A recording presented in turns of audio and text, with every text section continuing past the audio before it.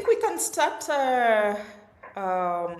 Once again, thank you very much for making time for this wonderful, timely, and very relevant conversation. It's a conversation that we should be having. Maybe we should have had it some time back, but it's happening now. And in Africa today, when you look at how communication is being treated, either as decoration or an afterthought, whether you're looking at how it's structured, it's anchored, but also the issue of budgeting. But yet, as we all know, as communicators, communication is the difference between success and resistance. Because when people understand, then they're able to come on board. When people do not understand, it's very difficult for them to be part of what they were never part of from the onset, or they've never been brought into the fold. Good afternoon to many of us, and good morning to some of us. Our colleagues from Senegal, it's good morning, and welcome to DevCom Africa. Today we're asking a very critical question that we need to keep asking. What if development is happening on the continent, but the problem is development is not landing?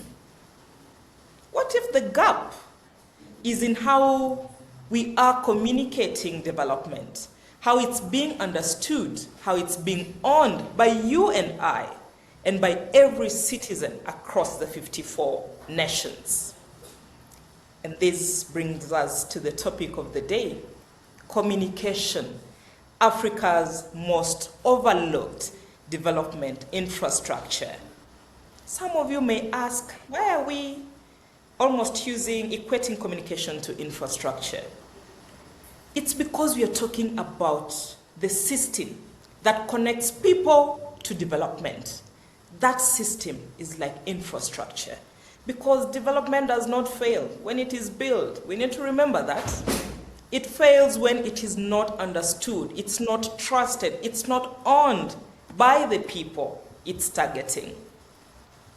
Think about it this way.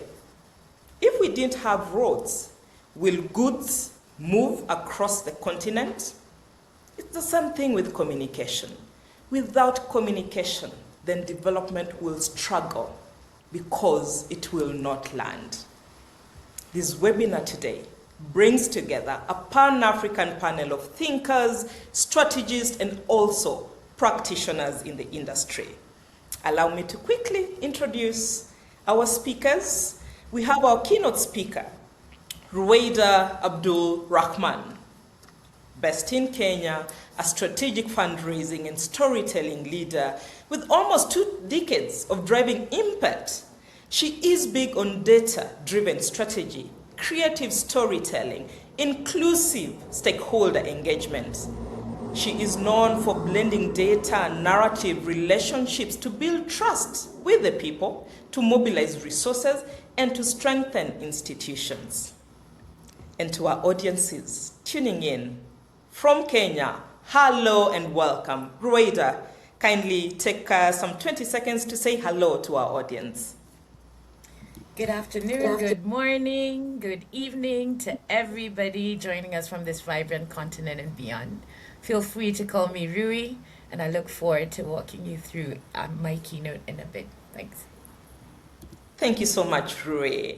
Next, we have Makarov Abotseng, based in Botswana, a strategist who challenges how we think about communication. Makarov says communication is not about messaging, but it is a system that shapes trust, credibility, and participation in development. And to our audiences tuning in from Botswana, Dumelang Lohamohe Lehesele, which means hello and welcome. I hope Makarov, I see you smiling. I hope I'm right. Please take a minute to a few seconds to say hi to our audiences. Oh yes, Dumelang, that is how we say hello or greetings in Botswana. And you did it well. You are welcome. So I'm here. Thank you for the opportunity and thank you for connecting me here in Botswana and of course across Africa with my brothers and sisters as we build a Pan-African. Thank you so much, It's my Makaram. pleasure to be here A bit of today. a challenge with your sound, but you know, our production team is hands-on. They'll be fixing.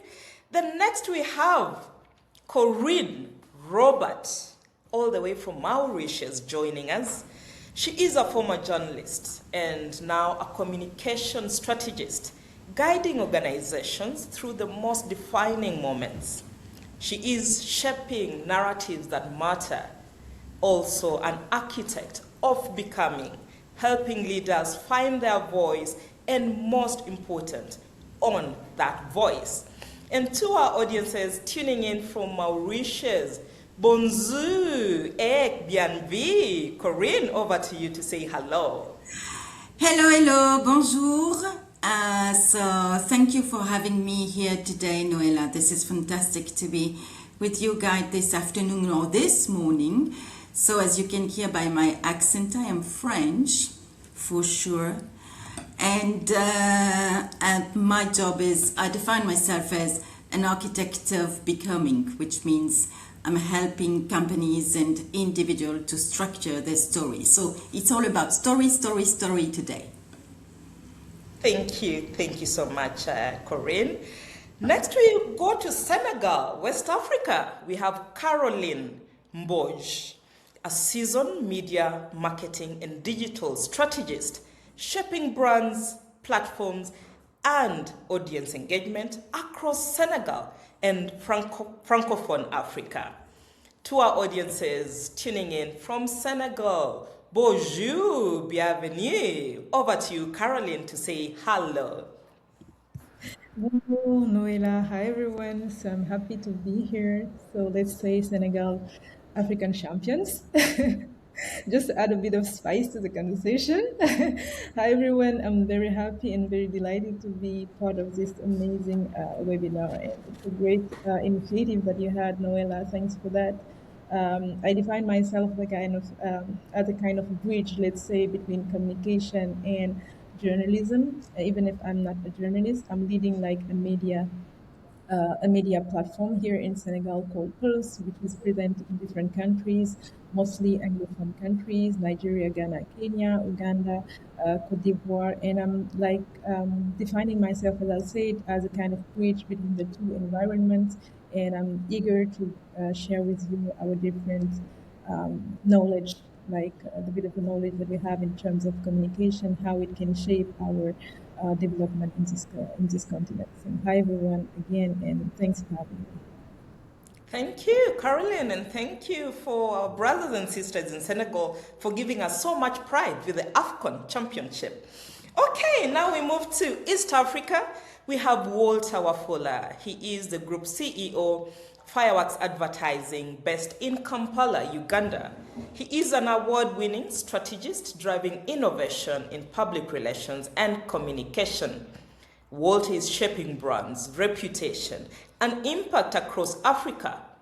Most critical, he is a mentor to many public relation professionals on the continent.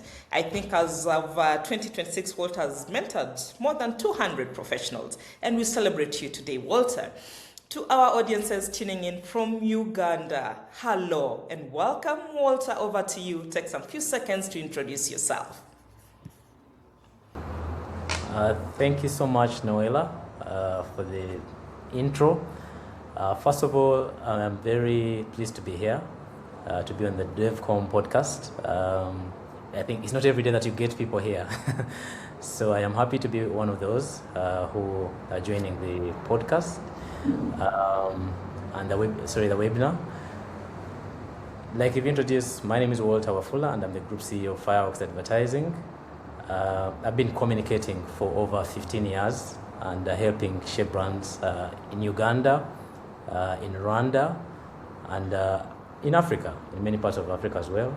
So communication is more like bread and butter. And most recently, I've also graduated to doing advertising. So I did a lot of communication as as under the Brainchild Barson brand, which is affiliated to Barson in the world. Now doing a lot of work with Fireworks Advertising through the advertising arm, and doing amazing work, captivating work for our clients in Uganda and in Rwanda as well. So I am happy to be part of this engagement and looking forward to the insightful discussions with you all. Thank you very much, Walter. And to our audiences, to just confirm that you're able to hear us. If you are able, please just drop a chat. We want to be sure that we are not leaving anyone behind, because it's a very wonderful, timely conversation that we're going to have. So please use the chat function. Just let us know whether you're able to hear us. Ladies and gentlemen, we'll be able to now move straight to the agenda of the day. Today, we invite you to think differently about communication, not as a support service, but to view communication as a system that shapes trust, a system that enables participation, a system that guarantees legitimacy of institutions, and ultimately look at communication as a system that drives impact. And to help us ground this conversation, we begin off with our keynote speaker, Ruwaida Abdul Rahman. She says, just call her Rui. The name is quite long, so we have Rui on board, who sits at the intersection of strategy, partnerships, and communication in development. And we ask her today, Africa designs billion-dollar programs, but then we communicate these programs like they were just afterthoughts. Programs have gone through different phases. At the tail end, we discover we didn't put aside money for visibility, for stakeholder engagement, for reporting, and so forth. We always say communication is about people, ladies and gentlemen, and my fellow communication professionals. But isn't it sarcastic? Because the same people are usually the last to understand the different development programs we're implementing on the continent. We ask Rui, why? Over to you, Rui, to share your thoughts around this topic. Thank you, Noella, and hello, everybody. As Noella says, I'm a truth sayer. My storytelling is rooted and grounded in truth. And so over the last 15 plus years of my journey in development and in nature conservation in Africa, I feel that my journey has been more of a masterclass in power and often the peril of development communications or communications as a whole in the charity sector in the different areas that we look at. I've observed brilliant strategies falter not from a lack of resources, but mostly from a deficit in shared understanding. Initiatives that are designed to transform lives struggle to gain traction because the language of policy maybe doesn't meet the reality of lived experience. And it was during these times, especially in my work shaping partnerships and mobilizing resources, that I truly grasped a fundamental truth. Effective communication is the essential, often missing bridge, right? It's mostly about translating complex ideas whether they're financial, whether they're conservation science or community development frameworks, into compelling, accessible, relatable narratives. It's about building trust, as Noella said, not just through what we say, but how we connect, how we listen, and how we empower not just local voices, but all voices, all actors present. The realization became the bedrock of my approach, so to speak, in terms of data-driven strategy paired with authentic African-led storytelling to transform ambition into fundable, credible, and truly durable impact. I've witnessed firsthand that the time is now for us to reclaim our narratives, unify our voices, and embed communication strategically from the onset. When we do this, it empowers all audiences, communities, stakeholders to foster true ownership, to build the core foundations of trust that is indispensable in any sustainable development initiative or any sustainable development success. This journey has led me to truly firmly believe that communications is not just an optional extra, which is what we usually see.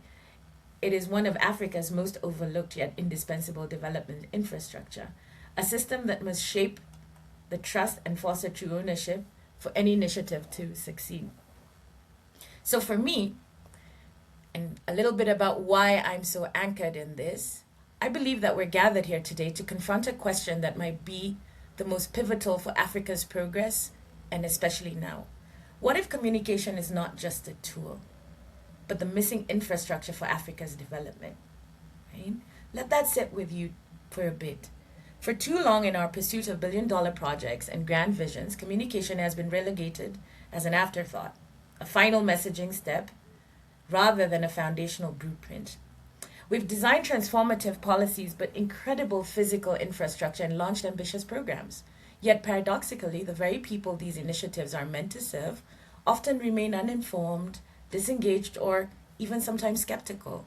No trust. If you think about it, Africa designs ambitious programs, but too often we communicate them like afterthoughts. We say development is about people, yet these same people are frequently the last to truly understand, to truly own these initiatives. Why? Why is that happening? It isn't just about a communication gap. We need to look at it broadly. It's about the profound trust deficit when institutions speak one language and their beneficiaries and citizens experience another.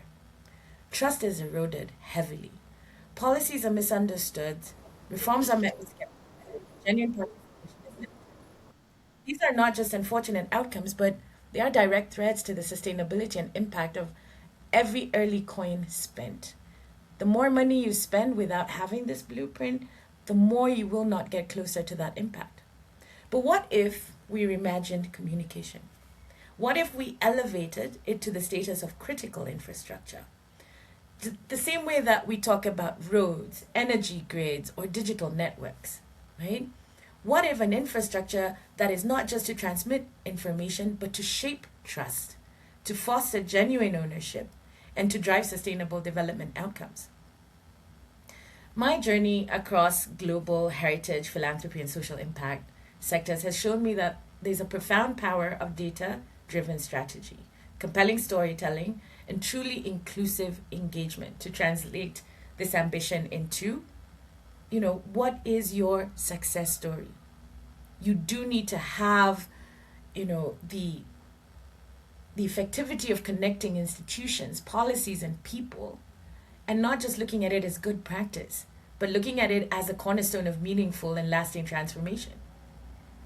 Today, this incredible panel will deep dive into two core themes that are essential to this reimagining: communication and citizen trust, and communication for development impact. They will explore how rebuilding trust through consistency and accountability and embedding communication strategically from the design stage can accelerate Africa's development journey. This isn't merely an intellectual exercise. This is a call to action for everybody in the room, a call to recognize that the strength of our communication infrastructure directly correlates to the strength, resilience, and ownership of Africa's development future. Let us all work together to ensure that our development initiatives achieve not just reach, but resonance, not just awareness, but action, not just programs, but participation and inclusivity. I invite you today to engage with an open mind and a critical spirit as we embark on this vital conversation that involves all of us. Let us explore together how strategic communications can indeed be Africa's most powerful yet overlooked development infrastructure. Back to you, Noella. Thank you. Wow. Wow, wow, wow. Very powerful. I like, Rui, that you talk about reclaiming our voice. How do we build resonance? How do we build that trust? And you've put it very well, that if we do not onboard and move with the people the various developments are targeting, then we'll lose people somewhere. And when we get to the tail end, they will also say we are not part of it. We do not even understand it. So I think what Rui is bringing out is how essential communities are. Personally, I tell people there's so much to learn from communities. At times, our communication or our programming is top-bottom. But there's so much. Let's talk about indigenous knowledge. There's so much that we can benchmark and learn from communities to be able to even strengthen our development programs. I'll give our speakers maybe half a minute each to just respond to Rui's keynote message. What do you think? Is it spot on? Is it something you're experiencing within your markets? I'll start with Caroline. Thanks, Noella. Thanks, Rui, for the introduction. I think there are like one or two key points that have been highlighted that Noella, you have also spoken about. Is the fact that the programs are the communication part that is, let's say, invest in program are not taking as central, but also always taking afterwards. So we build up a program, we want to finance a program, and it's only after everything has been done that we are thinking of, okay, the program is ready or the infrastructure is ready. What do we do now? How do we lead that information to the population? I think that maybe throughout the discussion we will see how we can build up again a central way of putting communication before starting anything. And also what I think it's important to bear in mind is that we are thinking communication as always something that is meant to be via a technological tool, via phone or via let's say web TV or via very technological things. Africa has been very strong in terms of communication for forever. So I think that also when you want to help people, you need to adapt the way that they are thinking, the way that they are communicating. I think that also it's important to not only see communication as just something to add afterward, but it should be an infrastructure, as you have highlighted, Noella. And thinking something as an infrastructure implicate to thinking as something that is supposed to be a kind of system. And when you think of a system, you have to deep dive, see what people really need. You are not forced to communicate on a program with let's say a YouTube channel where people barely have like connectivity. You have to get it up. You have to go and see people. You have to exchange. You have to think of how to get them the message before you would develop your program or your infrastructure. So that's my first thought on that, and I think that we can deep dive on that. But mainly, what I think is that we need a kind of adaptation, and communication is not only about like technological or complicated infrastructure. It's more about like focusing on something that people need to understand for them to benefit from that. Wow, thank you, Caroline. Walter, your response to Ruida's message, is it something you're relating to as she was speaking? Is it relatable to your context? You've talked about working in Uganda and Rwanda. Let's hear your thoughts on that. Thank you very much, Noella. And Rui, thank you so much for the that highlight.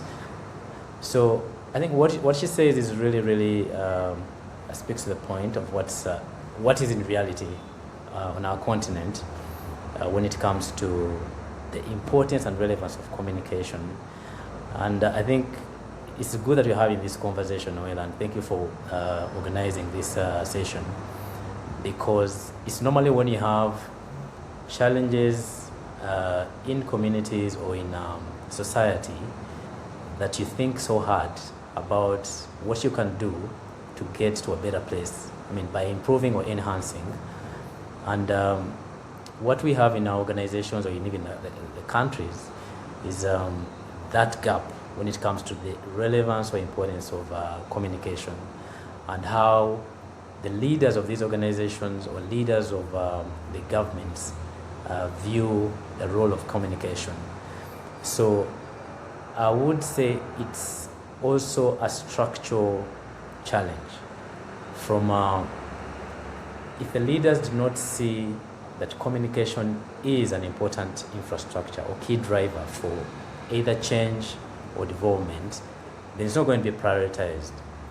Now, the job for us as communicators is to elevate communication to be seen as a very important infrastructure, just like any other, that moves economies, that moves people.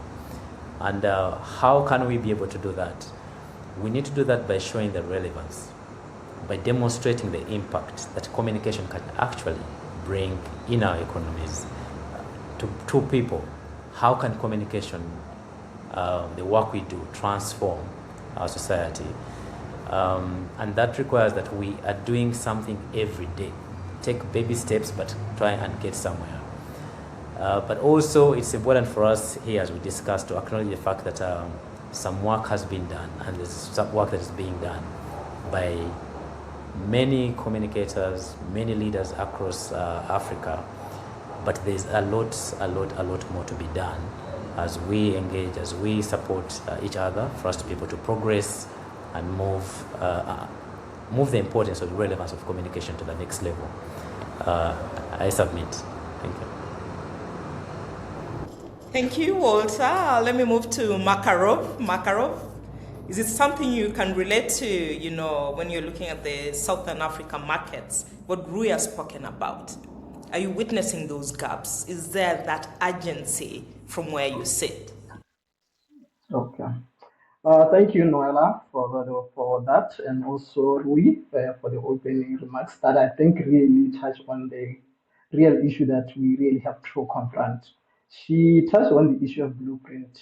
I think that basically says that what is at the core of this infrastructure that we are talking about as communication. And for me, the real issue is that how is it that the communication landscape functions and is structured? Because ultimately we can have the budgets, we can have the equipment, we can have the space, we can have the audience. But if the structure from the beginning of how it functions really is not supportive of that, it's going to be always following on what is being delegated to do, or the direction of the leadership or the government or the management, what is saying that they expect. If the leadership wants to see a lot of streets cluttered with banners, that will be the case. But if the positioning of the communication professionals is not really taken care of, it will always be following rather than giving direction and leadership. One of the things that I observed yesterday when I was speaking with a colleague of mine was that it's odd that in most cases you will never find communication professionals in the executive teams of organizations. They are always the support staff. They are always in the periphery. They are not in the boards. They are not becoming CEOs. I don't know in Botswana where I've seen anybody from my profession progress into the level of a director general or a permanent secretary or anything that really has influence. So you find that some of these ideas will have them, but as long as it is still structured in a way that is only supportive, it will always fail to really push its mandate in that kind of way. So I think it goes back to really what even what Walter touched on, because the leadership has to be taken from that. You look at people from finance, they are in the leadership, they are driving the industry so that they support that. But the communication, we still are at the back there. So for me, that is where to start structuring of the industry itself, how it functions. Ultimately, it needs to guide on what we pursue so that now the industry can be able to be taking a leadership role. So I think that is what, for me, I get from the Rui and also from Walter as he spoke. But of course, ultimately, that leads to the breakdown in trust that we are talking about, because people just think that the communication, basically, if you have a camera and you are passing through with that camera, that's good enough. You have participated. If you can post some things on the social media, you have done your job. And I think at some stage, I tend to feel that sometimes it's not even hard to be in the communication structure if you can do those basic simple things.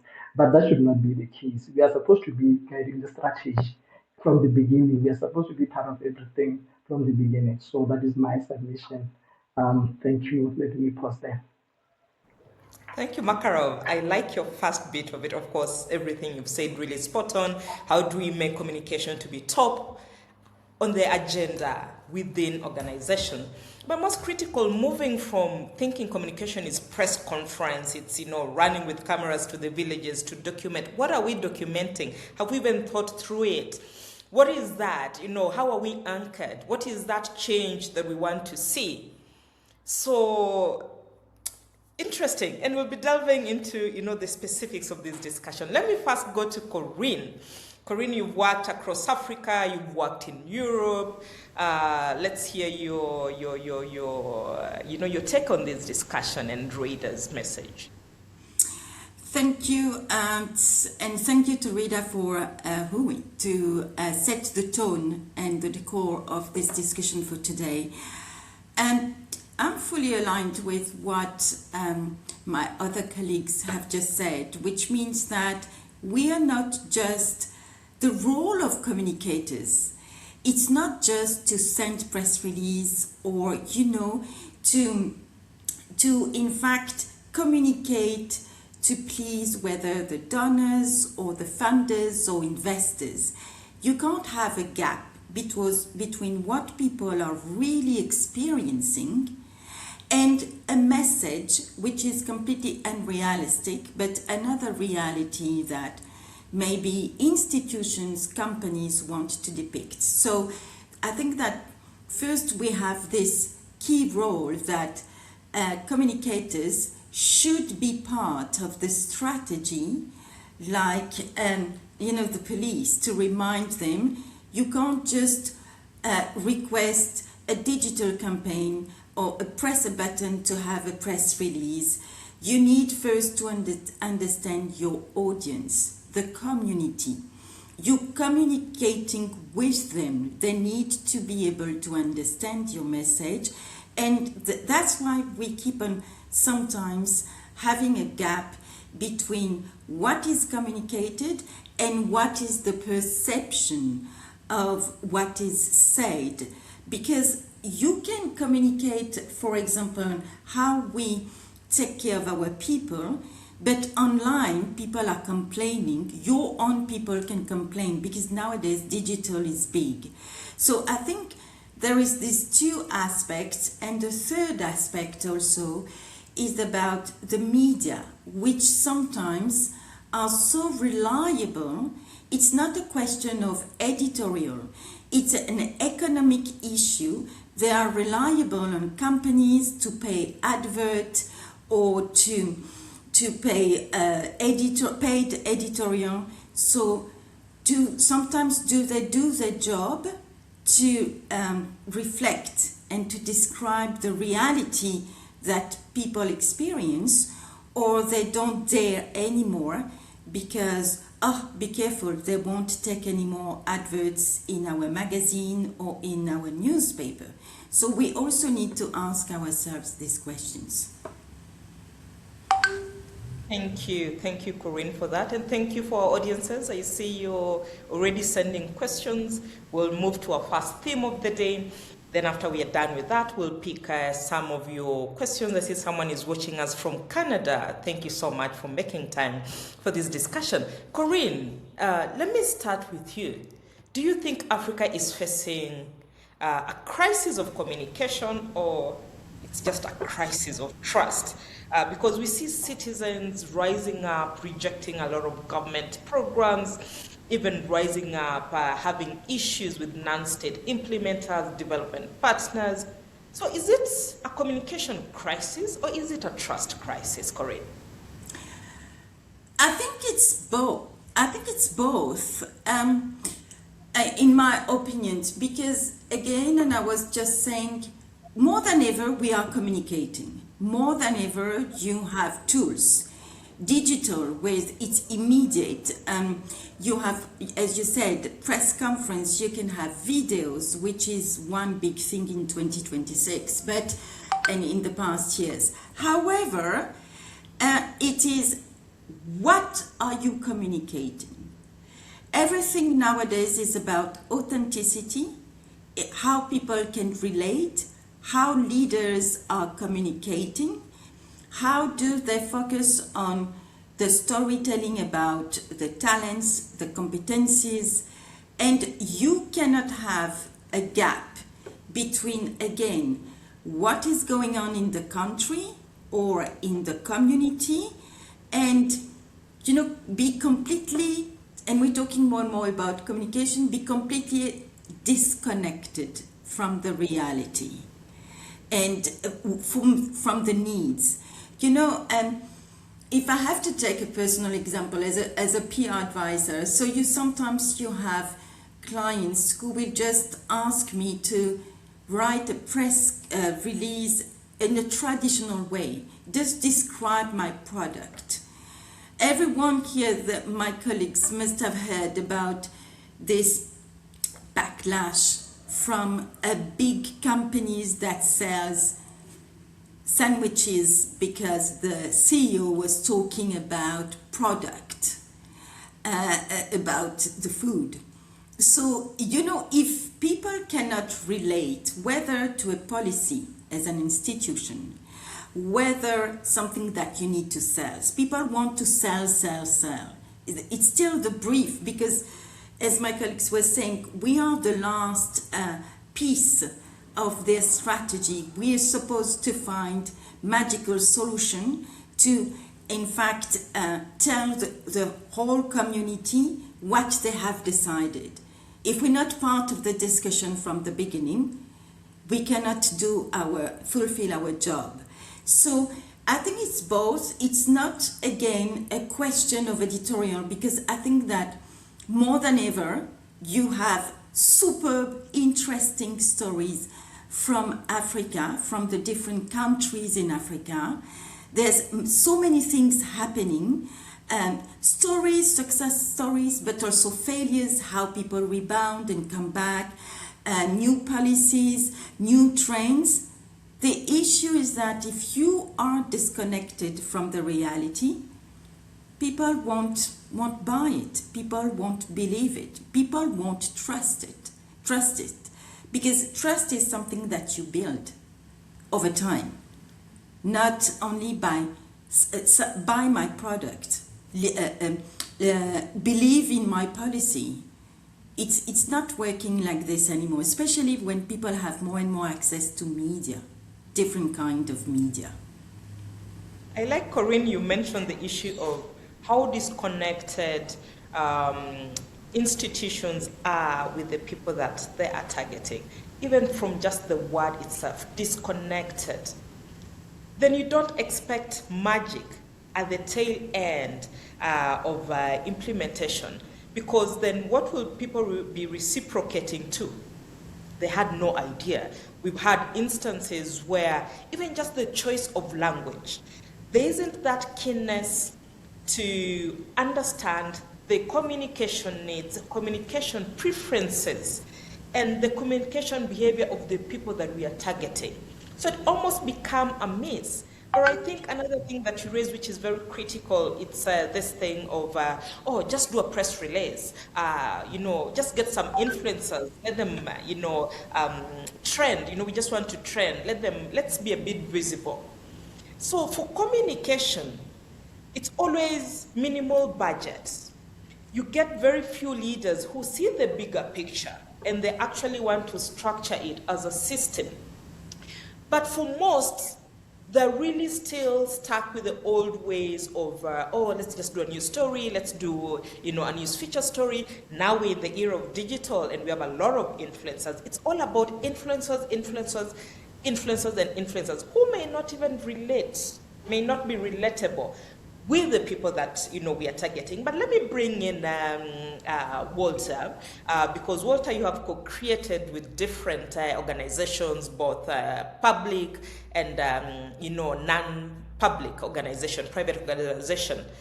You have seen how narratives are shaped. Sometimes you get it right. Sometimes we even distort the narratives from within. Even in other times, it may be real, it may be even a live program on TV. Are institutions using communication, Walter, to honestly and consistently inform citizens or the audiences they want to target? Or has it become just a tool of managing perceptions? We hear this famous phrase on the continent about managing people. politicians will manage, whether it's a private sector, they're managing, at times even development partners. There's that element of managing. What has been your experience, Walter? Very good question, Noela. So I think communication in some environments is treated like an afterthought. Pretty much comes almost at the tail end of either the planning process or when it's time to execute, let's say, a project. And that's when they remember, oh, the communication team should come to the fore and be able to support us. And yet, that team would have provided a lot more value from the start of, let's say, a project. So they can be able to bring people on board, be able to get the buy-in of communities, or be able to get the buy-in of beneficiaries of what is being implemented. So there is, of course, there are gaps that have to be addressed around onboarding and onboarding the teams that help communicate, but also the teams that then pass on this message, or the messages, intended messages to the beneficiaries of programs. So development cannot be in isolation of messaging and communication. And we've seen this, we've seen projects getting started and then not being taken up by even beneficiaries. If I can give a good example of Uganda, we, of course, largely agrarian, but also the SMEs are kind of give a lot of support to the economy to drive it. So in the SME category, we have the mama mbogas, like we call them in Kenya. And these mama mbogas, you know where they do their trade. Maybe for the sake of those who don't understand why mama mboga means, you know, the ladies at the market who sell vegetables. Yes. So those, and then there's bananas, and then, so if you count, the African setting is such that the markets are by the roadsides. In most of our, in Uganda, if you go to other African countries, you will see that traders tend to sell their things close to the roadside. It's easy for the customers to get over a taxi or get off a border in our case and be able to buy something and hop on again and then move on. Now, so in Uganda, you have a phase where you have no good markets, and then the government thinks, oh, we need to help our people so they can trade in a better environment. So the government then goes on, of course, with the support of development partners, goes on to develop markets, huge markets that are like bigger than even some, almost like hypermarkets, really. But to serve the needs of the traders. Then what happened is that because the traders are not consulted, but they're being helped, the implementers don't understand the design, the business design of these small and medium enterprises. They want to be very close to their customers for convenience, and as opposed to moving them inside a setup like a hypermarket, because the person who is going home, or the commuter who is going home or coming to work, doesn't want to spend more than 15 minutes or 20 minutes looking for something they want to buy with ease. They want to spend a shorter time, talk to the trader or the seller, buy, and then move. So you find that in Uganda particularly, those very well established markets have failed. They're literally they're not full to capacity in terms of, they're not optimally used, because the traders have still decided we shall not do our business in those markets because they're not ideal for our environment. I don't get the customers coming to me when I'm inside a very well built market. For some consumers, it's even a bit of scary. Like the goods might be more expensive. I mean, tomatoes sold in a hypermarket and tomatoes sold by the roadside. The perception is that the one by the roadside is cheaper because the person who is selling there doesn't come maybe a lot of costs, and I mean, it's easy to pick and go.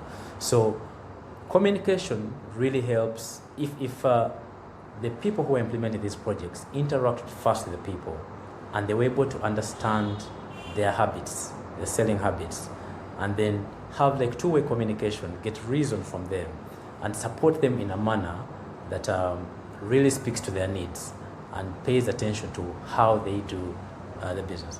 There are other case studies that you can mention, but because of time, I'll just allow me to just highlight that and end by saying that it's really important that the planning process and the design process should involve communicators from the word go. So the end result is good. There's buy-in, there's trust, there's belief in a project that has been set up. And that's how you achieve success, that's how you achieve growth, and that's how you achieve development that moves the country. So, Yeah, and at times you just wonder because it's never the first time that government or these implementing partners are implementing programs. So there's been a pattern, there's a history. And I keep asking myself, do we do it by design? Because if the last time you ran into challenges that communication would have fixed, why again do the same thing the same way? Is it an issue of looking at communication as really secondary? Is it an issue of just laziness? Is it an issue of we, the communicators, trying to get the leadership on board to see the bigger picture?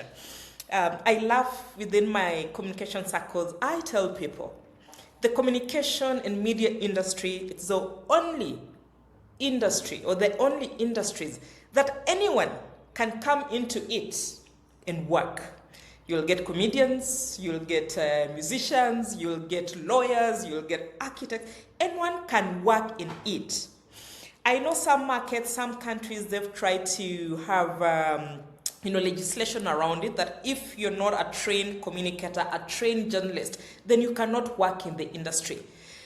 But the flip side of the coin, when you see some of the things that come out from these people who have that delegated function to manage communication or to work in the newsroom, is it a question of also having misfits in terms of professionals?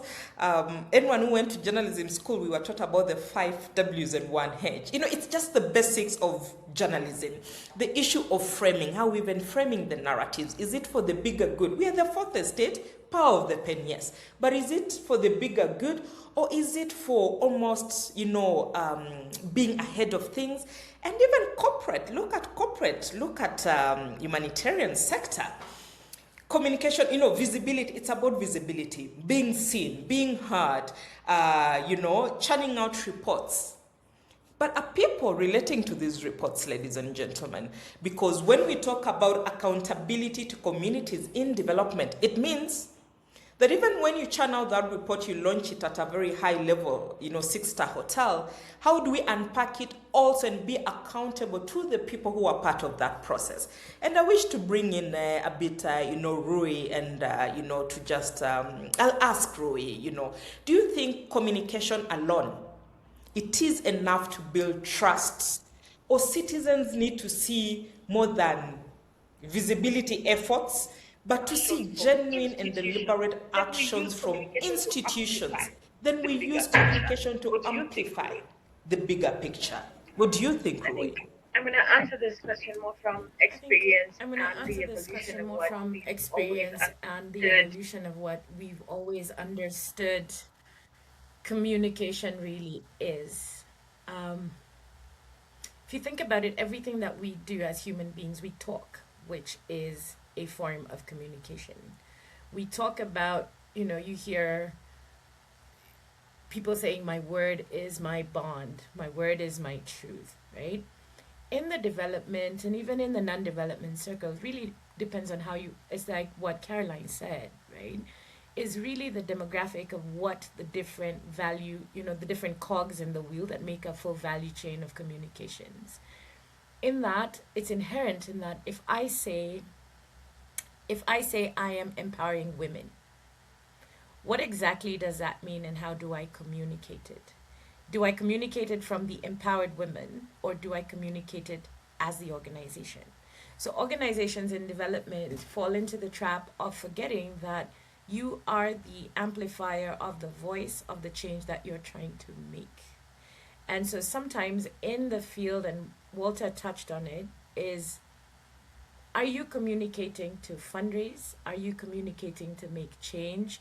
Are you communicating to create relatability? Are you communicating to inculcate the understanding? Are you communicating for knowledge? Right? So it depends as a communicator what you are doing in the organization or in the space that you're trying to influence. But you have to look at it from the perspective of how we've also become, and I think Karine touched on it, of how we've become a digital world where we believe running campaigns or social media communications is the way to go, right? And then you find that in the sector that we're in, bad news sells more than actual success, right? So say in the charity industry right now, I work in my day-to-day life, I work for an organization that is truly trying to make change and bring solutions that changes the thinking, right? In terms of holistic climate smart approaches using science and tech. However, because you have the existential paralysis right now with everybody globally talking about, the war, right? Hunger, drought. So competing, we've turned actual real life experience or lived experiences into marketable products, right? So communicators in development communications are heavily accused of selling the narrative that will suit, right, the donor audience, or that will influence, or government has been accused of selling one story and in practicality you find another, right? So you also find development communications people sometimes, because you're not in control, you sometimes don't have, like Karine said, you are not part of the strategy. Somebody will bring you the product and say, okay, we need to raise X, so we need to figure out a way to create pretty books around this, pitch decks, right? Talking points, where you've taken comms and you've solidified it into these different things. So social media, media relations with journalists, right? Op-eds, LinkedIn, so podcasts, webinars, things like that. But the crux of it is that what are you really trying to change? Communications is the only way. And it is the nexus of how you get anybody to understand what you're trying to do, what you're trying to say, and why. And because the communicator is also the person that creates the trust, it is also going to be in your full productivity. We talk about communications professionalism. Communications professionalism is really being able to connect, right? Being able to solidify what you're doing, and that's how impact works. Because sometimes you can't communicate just data. You do have to translate it in a palatable way to your different audiences. So like Wafula said, how does the Mama Mboga participate in communicating, right? But it's as simple as just going to the Mama Mboga and getting her story, right? And her lived experience. But not everybody's lived experience is similar. So communications it's quite a big part of it, but we have to understand it from the various, and there's more to it, right? So this is supposed to open our minds in terms of what is it that we're trying to change in Africa, right? Or are we not willing to challenge the norm, to make it better, to get there, to risk take, to truth say, to get to the other end, so it's quite a hard, it's between being a rock and a hard place in communication, so to speak. So my parting shot will be, we need to hover above the rock and the hard place and see if we can see a space in between, which is my mother-in-law's favorite way of tackling problems. Very interesting, Rui. You mentioned some very critical points there. One, first we need to understand it as professionals. I teach at the University of Nairobi, and I keep asking students, do you understand the laws and guidelines that actually guide the industry?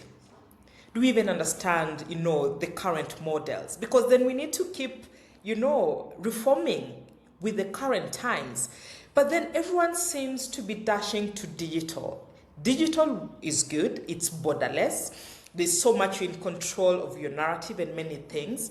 But now there's the danger where we think if you post, if you tweet, if you run a campaign, then people have seen it? Are we even targeting? We're talking, yes, of digital, but are we even sieving or segmenting our audiences to know audience B, cluster A, this is a message that is appropriate, and this is the kind of behavior we want them to change. Segment B, C, D, and so forth. We are doing a lot of comms. It's, one strategy fits all. Then in the process, we keep forgetting about our offline audiences, because communication is not only digital, or it's not only, ICT. There's also a very massive offline community that now we are shifting and putting so much focus. It's good for transparency, yes, meaning, you're talking about, what you're doing, maybe there's a call to action and so forth. I'll come to you, Caroline. Do you think that just being visible is enough? Because when you're visible, maybe you don't have so much to hide, so there is transparency, maybe you're increasing your transparency, but is transparency enough? Or we are in a place where we are mistaking visibility with credibility? One hand, you're being seen, but on the other hand, are you being trusted? Are you being appreciated? Are people reciprocating to what you're telling them? Are you forming genuine communities that want to be part of your brand story? Let's hear from you, Caroline. Thanks, Noella, for the question. So I think more and more what we are seeing is that having influence and having real influence and having real credibility is different from just being seen or being heard. Of course, as an organization or as an NGO, as a company, or as an institution, you can just launch your campaign, for example, like display your TV spot on the different channels, or create a YouTube channel. You will probably have like 1,000 subscribers in one day, but definitely are those 1,000 subscribers really engaging with your content? Are they liking? Are they commenting? Are they interacting with your content? Are they seeing? And I think that that's how you may measure if you have engagement or not. So I think that working at the media here in Senegal, you may be tempted to think that, okay, you have like 1 million people that are following you on a day-to-day basis. They are seeing what you're displaying. They might understand exactly what you're seeing. We have to put like a step further, not only saying that, okay, if I just display the message, everyone understand it, everyone know what I'm talking about. We have at first to think, I think that that's different messages that have come from different people that have spoken before me, that we need to have like a real strategy. At first, who are we speaking to? Who are we talking to? After identifying them, okay, what do they need to hear from me? What do they need to have from me? What information do they need? If I'm, for example, an administrative organization who is dealing with, I don't know, 45 people coming every day to ask for the same paper for the administrative procedures, how do I speak with them? Can I, for example, in terms of communication, send them a message before they come for them not to spare, not to lose time in lines, etc.? How do I speak with them on a day-to-day basis? Do they need, for example, a different person to interact with them? Are people speaking correctly with them? So all these different steps in terms of communication, I think, are really important when you want to change, when you want to have a real impact on people. More and more we are tempted to think that like when your message is out, everyone understand it. We really need to measure, know exactly if people get what I say, are people really impacted by what I say, and that is really possible now because Back in the days, maybe you would just like share, you will like display your information on an outdoor campaign. People will see it, but you won't see exactly if they interact, if they know. Now you can have on your channels, on your YouTube channel or your Facebook channel, people will engage, people will ask questions, people will interact, and that's how you measure that your message have a real impact on what people are wanting on a day-to-day basis.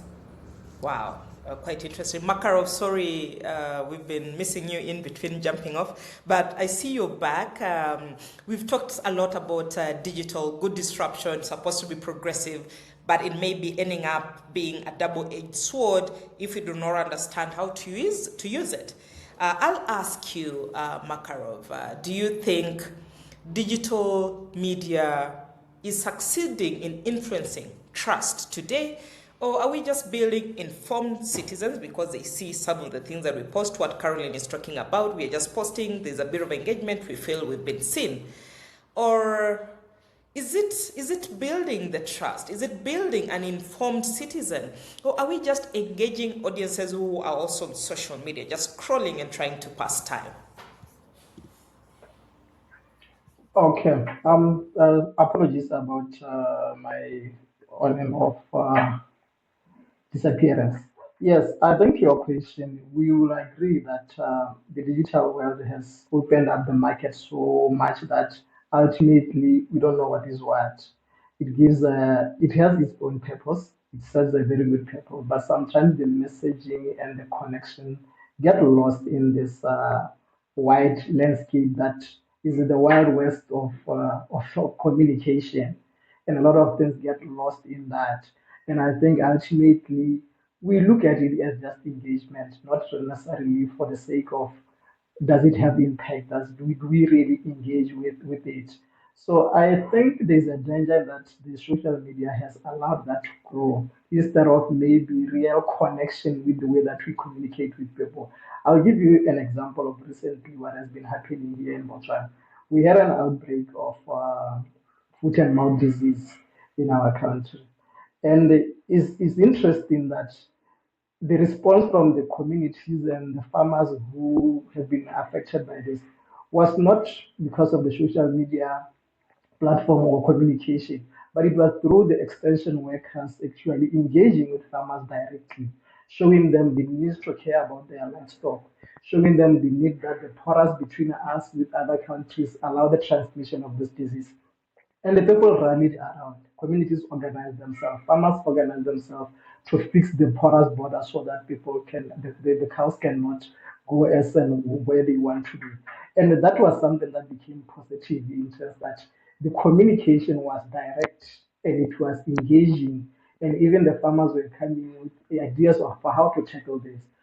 Had it been through maybe billboards and social media engagements and clickbait and all that, I don't think the response would have been the same. It could have probably not been the same. So I think I'm trying just to illustrate to you that the difference without necessarily disparaging the social media or the digital world. Just say that sometimes it lacks that engagement that is direct, that is personal, that people can feel and be part of. That still gives a voice to everybody, a dignity to everybody. Because sometimes there are people who have voices and opinions in the social media, but they cannot voice it because the platform is sort of maybe rough or elite, or maybe it's considered to be only certain people are gatekeepers in that world. But in a situation where like this, where the communities, anybody and all men can raise his hand and say, I think this is how we can tackle this. I hear you, government, what you are saying to us. So I'm saying that for me, that shows the difference of where the digital world has taken us because it lacks the engagement and the ownership of what is it that we are communicating and the end result that we are seeking. I hope that tallies what I'm trying to say and connects to what we've been saying. Unfortunately, I lost some of the conversations that we've been having before that. So maybe I should stop there and ponder a bit about that. I like you bring it closer home. Yes, digital is good, but then there are those audiences that we know we can find them there. You've picked a very relatable example on the continent because we are a farming continent, extension farmers. And I want to tie it with how we are so possessed, if I may call it, with these A-list influencers, the big celebrities of the continent. But it is that extension worker, if you're to use him or her to talk to members of a certain community, people will tend to trust that person more than this flashy, celebrity that we are trying to use to talk to people. And personally, I've moved from calling these third parties, calling them influencers. I call them opinion shapers, because then you're looking for someone who's able to shape the opinion of the people. You're trying to pass your message, you're trying to change behavior. It may be a very local, woman leader in the village. People will listen to her because they've grown relating to this person. They can trust that person. At their own level, they've been able to build a relationship that when this person, for instance, if this person is called Elemina, when she speaks, we know Elemina, then we're able to relate to her. But let me come to you, Corinne. We're talking about digital, we're talking about, offline engagements. You're a former journalist, Corinne. You've worked in newsrooms, and we know how powerful the press is. What do you say it? The power of the pen. The press can set the agenda. The press can choose to inform. The press can educate. And you'll find masses trusting the press even more than our leaders in government or even non-state, agencies. But is the Africa press also owning the African development agenda? Are they strengthening or weakening this citizen trust on the continent, Corinne? We're talking about trust, but I think that one word is also important, is credibility. Now, if you are managing a newspaper or business from a media side, but again, you are depending on the private sector, this institution, to pay for advert, will you dare criticizing? Will you dare going into the community and give the mic to the people who are really going through a bad experience, who are not happy or want to share a different opinion? If we're going back, because we've just talked about the digital, and it's all about nowadays to create the buzz, to surf on the trend. With influencers, it's not something new. You want to be influenced by somebody, but if you listen to the language, it's all the same. So now and more media in the written version, the published version, are dying. And it's more the digital now. But you can't have a journalist that would ask for an interview and at the end will ask you, the same person, do you want to buy an advert in our publication? Where is the line between the freedom of writing and then asking the person, can I have an advert? So that means that the person becomes a client, not a resource to talk about a topic, but a client. And that's why they keep on asking, can I read again your article? At my time, when I was a journalist, you would never read my article. If there's any technical issues, I would call you. But the problem again, Noella, is that people are not listening. We were talking about the community, how do you engage? People are not listening to understand. If you look at political debate, even on TV, or even if you listen, you go to parliament, they don't listen to understand and to bring a smart answer or a different perspective. People listen to reply and create the buzz and have the good word and have the 5 minutes or 45 seconds in a reel of fame. We're talking about digital. I'm calling this the vanity metrics. I have 1 million followers. I got 10,000 likes. And did people understood what you wanted to say? What was your impact in the community? So again, it's everything remain at the surface, you know. We don't dig because people, as Rui was talking about, people are scrolling. So the news, what we need to tell you needs to fit into these 45 seconds of reels. And this is like a dictatorship of format. And it's not because you got 10,000 or 1 million views that this is temporary. It doesn't mean that there's a long-term impact. Wow. Yeah, there's so much noise, as we say it. How do we cut through that noise? You must be very deliberate, very strategic to be able to cut through the noise, both online and offline. Go even to the villages. There's so much noise. But how do you stand out with authority, with credibility, and so forth? Let's pick some questions from our audiences. I see there are quite a number. Where do we start? Let me see. Okay, there's a Sheila who is asking, how does over-communication or communication fatigue affect public trust? Let me throw it to Rui. How does over-communication or communication fatigue affect public trust?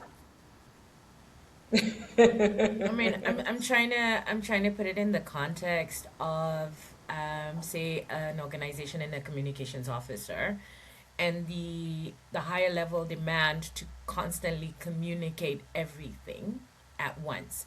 So your over communication can look like sending like, I know people think that it's okay to send monthly updates, but you need to remember how many other communications officers or organizations or entities or businesses are sending constant monthly updates. So what happens is your information will start to go into a sort of spam or junk because just how much can you communicate at once? And then over communication again is also detrimental to you because unless you're a high pace, maybe you're doing 3 or 4 different things, you're going to start becoming repetitive, right? Unless you have actual impact month to month that you can talk about, or maybe you're following a set series that you have for your social media or something. But there is a danger in over pushing your messaging, right? Because then you're not keeping, so when you're looking at your strategy, you need to look at it in terms of segmentation of how you can say maybe communicate your milestones, maybe how you can communicate important news, how you can release your annual review, how you can maybe communicate to different segments, right? So you can also walk into a segmented audience reach. So you have particular direct relationships, say with your particular donors, that can be more frequent and less formal, right? More informal. It could be a WhatsApp, it could be a video, it could be, you need to look at communications in its simplicity and not just like the nuggets that you use in terms of MailChimp or websites or social media. It could simply be sending a small message on a WhatsApp to your relationship or to your media connect, something like that. But there's a big danger in overtelling a story that seems to not have an end but doesn't seem to have anything new, right? So it really forces you to look at your 3-year strategic sort of communications approach and how that marries with where you want to go, what you want to communicate, and when, right? So it's really also how you play with your content, because when you over communicate and you put yourself into situations where maybe you have to post daily, sometimes you might not have enough content, which then forces you to regurgitate content that then makes people fatigue. So it's almost the same as donor fatigue, right? It's almost the same as, oh, I've seen this story so many times, or telling, matching stories. Like you're trying to tell the same generic story that everybody else is telling. So you're overtelling a non-unique, non-interesting story. They've heard it all before, right? And it's the nuance of what you as an organization or as a communications officer understand as success or as interesting to yourself versus pushing it out there to make sure that your audience can also relate to this thing that you think is really great. And you might find it might not be as great as you think. So you really have to come from a demography of looking at, if it was you. I know that I get very irritated with receiving news about a particular thing every single month, right? So that then allows me as a personal take that I'm not going to do that to my audience. So even as a communicator, you're a person first. So how often do you want to read the same thing should also play a role in how you make decisions and how you present your case to your internal and external audiences to get them to buy into your plan. I hope that answers the question. Yes, it does. The fatigue, because if every day you're churning out content, where is that room for engagement? Because we churn out content for people to be able to engage. But I wake up in the morning, I'm seeing something different, or I'm looking at news, it's something different. And I think that's a catch-22 for us communicators, that how do we build that phase where our audiences are able to interact and engage with what we're trying to tell them.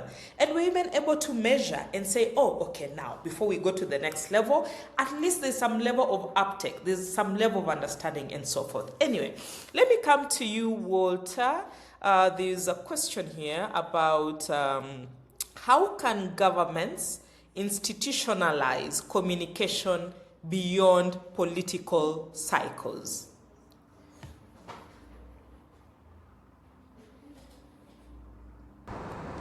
Okay, thank you for that question. Without speaking for the government, but yeah, without appearing like a spokesperson for the government, because I'm in the private sector. But at least you've worked with them. If you're to advise them, Walter, what will you tell? Yeah. So I think without just looking at political cycles, it really comes back to planning and understanding what your audiences want to hear, either during the course of a financial year, again coming from the government side. What is it that audiences want to hear? If it's around budgets, national budget, what can we say that audiences have been grappling with? If it's infrastructure, for instance, transport infrastructure, if it's the airlines, at what point do we engage with with the communities, with the citizens, and let them know that this is what we are doing, this is how you're going to be able to benefit. Again, also reading the sentiments of people. So we need to have tools, or government needs to, just like in the private sector, government needs to have tools in place to be able to sense check what conversations is the public having, and how can we be part of that conversation? How can we structure different either programs or engagements to be able to speak and address either the communication gaps that exist within the conversation environment, or what really address what we like to hear from what we are doing as a government.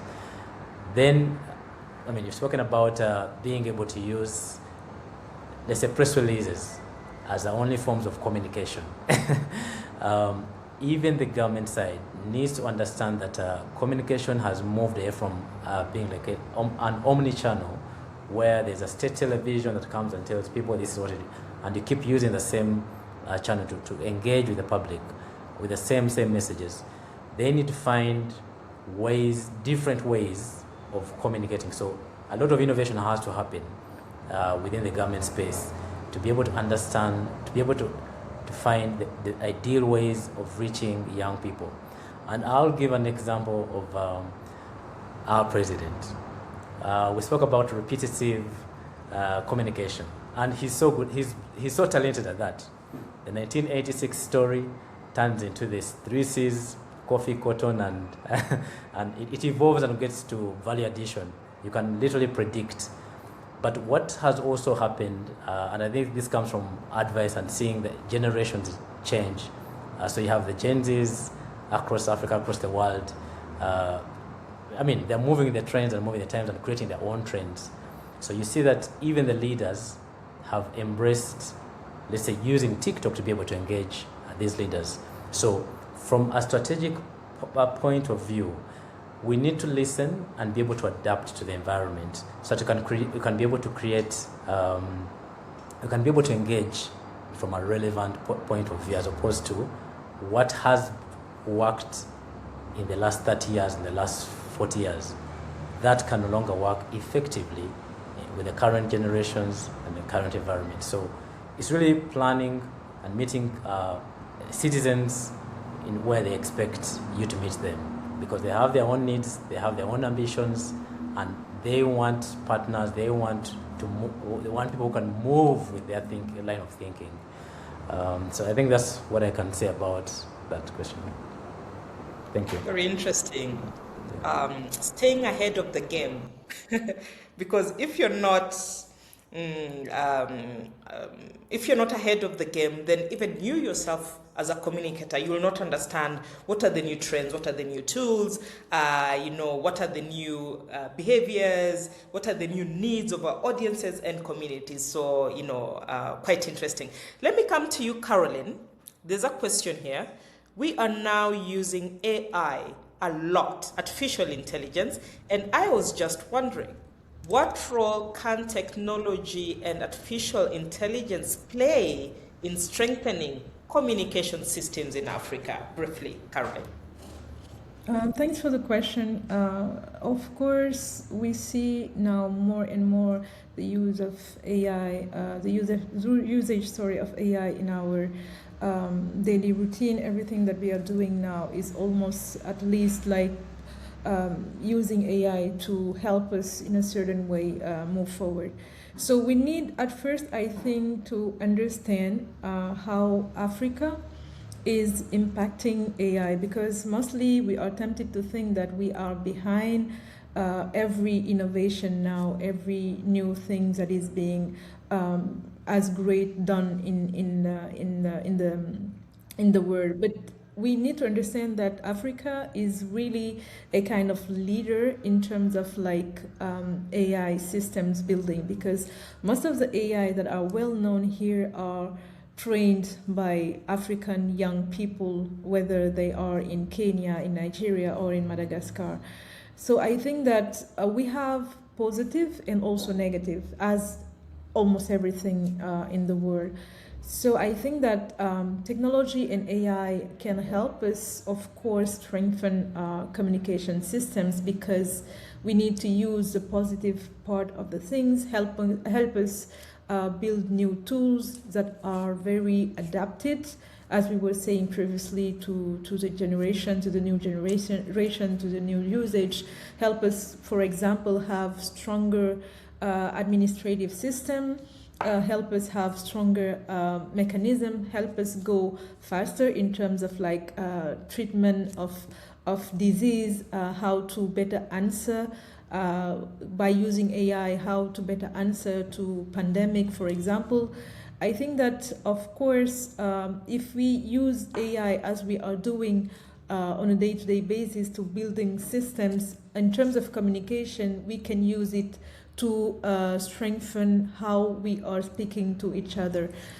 Different examples can be explained. For example, here in Senegal, on Tuesday of this week, we have launched the government has launched a one-stop shop administrative system. It's a strong website that is supposed to help people manage a lot of procedures, go faster in everything that is being done on their daily basis. These kind of things, of course, if I don't know exactly what have been done, I was not implicated, but I guess that if they use AI to help build up a communication system onward, making sure that they understand how people will be using this type of platforms. For example, making automation that can help them know exactly what are the main use part of the platform to improve them. For example, how people are using that platform to have their procedures being done. AI can help them have a lot more insight.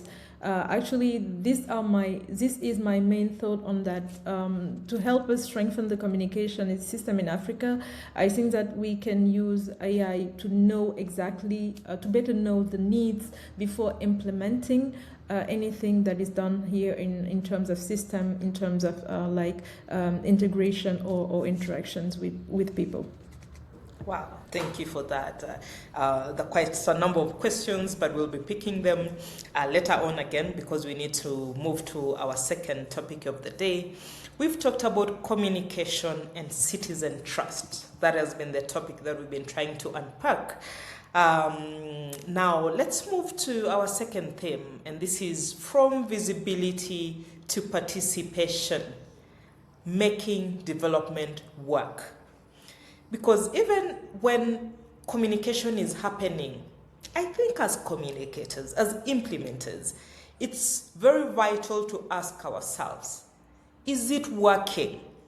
We've had monitoring, evaluation, accountability, and learning. It's almost synonymous with program implementation. But there is need to have M&E from also a communication lens.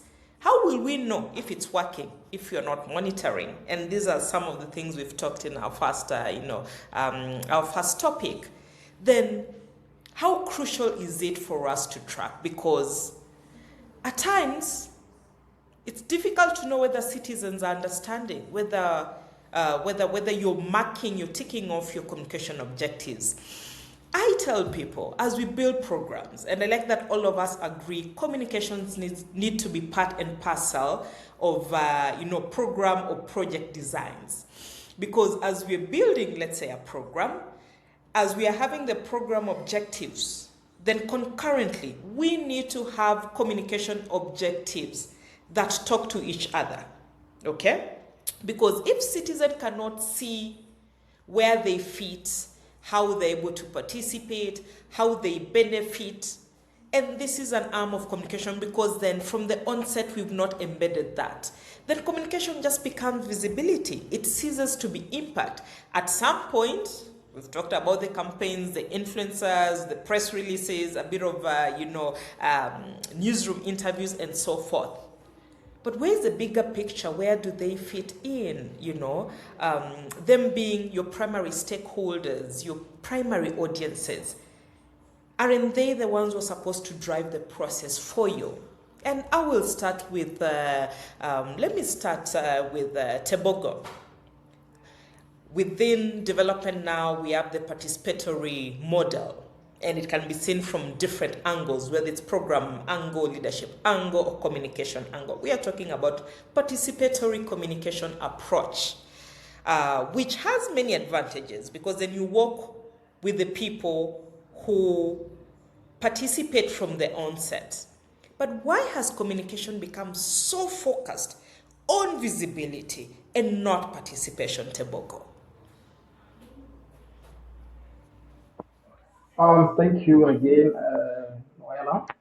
I think it goes back to what I said earlier at the beginning. The way that the communication is structured, the purpose that is perceived to serve, whereby we are insular looking. The communication is more about us as organizations, as us as leaders, as the shapers of opinions, as us as the gatekeepers, the corporate, as us who are controlling the financing and the budgeting of the communication, as the media owners and all that ecosystem. So that is where the problem lies really in terms of that. So the messaging, whatever that comes out, normally, first of all, set those first issues. Tebogo, did we lose Tebogo? Okay. The first part of it that is, oh my God. Yes, like I'm saying, if I may repeat myself, am I audible? Yes, like I was saying that it goes, Yeah. yes, can you hear me? Yes, Oh, Tabogo. yes. Now you're back. Yeah, if I may repeat myself, I was saying that it goes back to what I said earlier. It's the way that communication is structured, how it is controlled, and how it's directed. From the budgeting, the financing of it, from the media ownership, from the policy direction of everything that we do. That is where the problem lies in. Because now it serves the purpose of who is funding it, who wants to be visible, who wants to be seen. Sometimes it's even competition. You know, you go to government ministries, sometimes the ministries are competing among themselves for which ministry is more visible than the other. So now then, the purpose is no longer really about the audience. It's about now how these ministries look, who has the coolest logo, who has the coolest campaign, and things like that. So ultimately, it's no longer about the way it lands. It seems like it is about the way it lands, but it's not. I always say that sometimes we go through events. One of the things that we do a lot in Southern Africa is events. There's a budget for publicity material, banners, gazebos, all those things. You'll be talking to a community that in that day probably hadn't had food or haven't had a good water, but you have brought all the glitz and glamour of all the brandy material that you can bring there. And it looks good, it's visible, the town or the village looks so lively. But then the people that are being addressed there are really struggling to live and really. So it shows you the disconnect that this is not about these people. You are just doing this so that you do your things and tip your pants and say, no, we did go and engage there and then, but you are done. So that is where this connection is about. So it goes back to what I said earlier. As long as the communication serves the interest first of the organizations themselves and not about the public or the citizens, there will always be that disconnect. So we need to go back, and that's why I'm advocating that the communications people in this sphere, they need to be in more influential positions to be able to engage this. People who are doing stakeholder engagement need to guide and say, no, this is not even looks good. This doesn't even look good. How do we come here like this when people are dealing with these issues and just like that? So it goes back to the structure of how we start from the beginning as communication. The approach is wrong from the beginning. I always advocate for engagement. One of the things that I like, maybe we do sometimes in Botswana, is where you do, when we are having an event, you do what we call advanced teams going to the ground, where you'll be doing something. Then you see real engagement, hearing about what is going to be happening, people giving them idea that, no, I think you can do the event at that place because we want it to be highlighted. Maybe that could be a tourism spot that we want to promote. So it will be best if it's positioned there. Now, when you go back to your offices, you're doing everything of your communication centered around what you've been given as the indicators, what will work and what will be great for the community. But if you just come and just put things up without engaging, you are bound to be just tweaking to something that really people will just be there. Sometimes they just come because there will be a bit of food or it will be nice to look at that, but really they are not really there. Then after that they disperse. So I think that is where the disconnect is. Let's go back to how do we frame our communication from the beginning. And very interesting, I think communities or our audiences, they always know when you're trying to get them to just tick the Yes. boxes. And they will resist or they will also manage you. But when it is very genuine, and I like that we talked about being genuine, in our first discussion, when communities see you're really genuine in your engagement, then that participation will come with zero struggle. You'll not struggle to have them on board. Let me come to you, Corinne, because you've worked closely with leaders and decision makers. You left the newsroom, got into boardrooms, advising top tier leaders. But we are witnessing the afterthought mentality towards communication. What is so difficult with leaders also putting resources? And when I talk about resources, I mean both the human capital, but also finances. If it was If it was an issue with only maybe one pocket on the continent, we'll say, okay, maybe it's a problem within that pocket of the continent. But this is a cross-cutting issue. Why are leaders so difficult in investing in communication? Because communication will make them look good. It will make the organizations look good, but they don't want to put the money there. From experience working with leaders, what could be the problem? Sometimes ego. Because when you think you know, and that the communicator is just telling you that this is a very bad idea, and when they think, let's say you want to suggest to make a video because it's going to speak directly to the audience, all of a sudden around the table you can have 5 Steven Spielberg all of a sudden giving you their advice and their opinion on the video and how to make a movie. Now the thing is that you also have the possibilities nowadays, but everything is about, oh, it's too expensive. As long as they won't take communication seriously, just as an Excel sheet, it means that creative minds also have a certain process. We're just like conductor, and we are creating and crafting, designing, and it's tailor-made music. We need the perfect notes, and the key note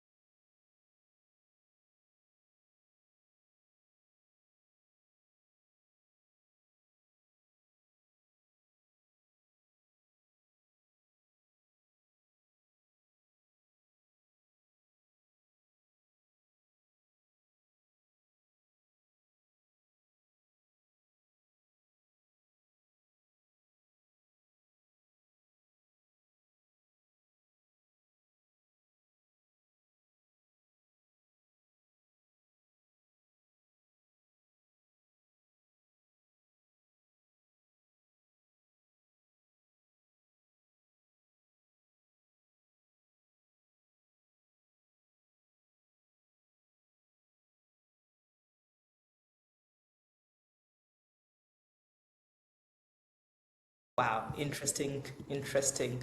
But we'll get there. Certainly, we'll get there where the leadership believes, supports, owns, and sees the bigger picture when it comes to communication within the organizations. Caroline, let me come back to you. We talk of communication pathways in a way that helps citizens to see and appreciate their role within that process. But what does it actually mean, to communicators? What does it mean when we say communication pathways, investing in it? So could you precise your question just a little more for me to better understand the citizen side? So, yes, please. Okay, Caroline, you're this expert who sits at the intersection of media, digital, and audience engagement. What does it mean to communicate pathways in a way that helps citizens to understand and appreciate their role within that communication process? I think that when you want, of course, someone to appreciate something and understand something, I think we have said it throughout the whole discussion, you need at first to set up a strategy. For you to set up a strategy, you need to know who you are speaking to. We speak about citizens, but first we need to define that being a citizen, for example, in Senegal is very different from being a citizen, for example, in Kenya or Nigeria or Ghana or in France or in Mauritius. So first of all, we need to identify the person we are speaking with, because we have run through different aspects of communication. But definitely we come up to the same point every time, is just to know exactly who are we speaking to, who are we speaking with, who are we speaking for, to define a clarity in what we are doing in terms of strategy. For example, we have highlighted before in how people are perceiving communication fatigue that they may have. We have something that said here in Senegal, when people are hearing you a lot, it's a kind of knowledge that we have here.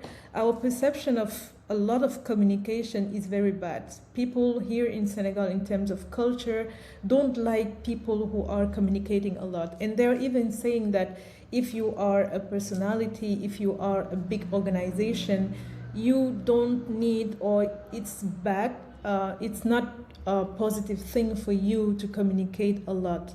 So when you want to speak to people as a citizen, to be understood and to be appreciated, the pathway that I would suggest is, first of all, to set up a clear strategy, define who we were speaking with, clarify what we need to say, identify the right way to say it, understand exactly what people are needing, what people may engage with, because more and more that's one of our terrible thing here in Africa, is that we launch a lot of projects. Here in Senegal, we are very good at inaugurating things, organizing huge events, inviting a lot of people, having sounds, music, everything, presenting a lot of initiative. But after that, have we previously think of what people really need as a citizen on their day-to-day basis? What are they needing?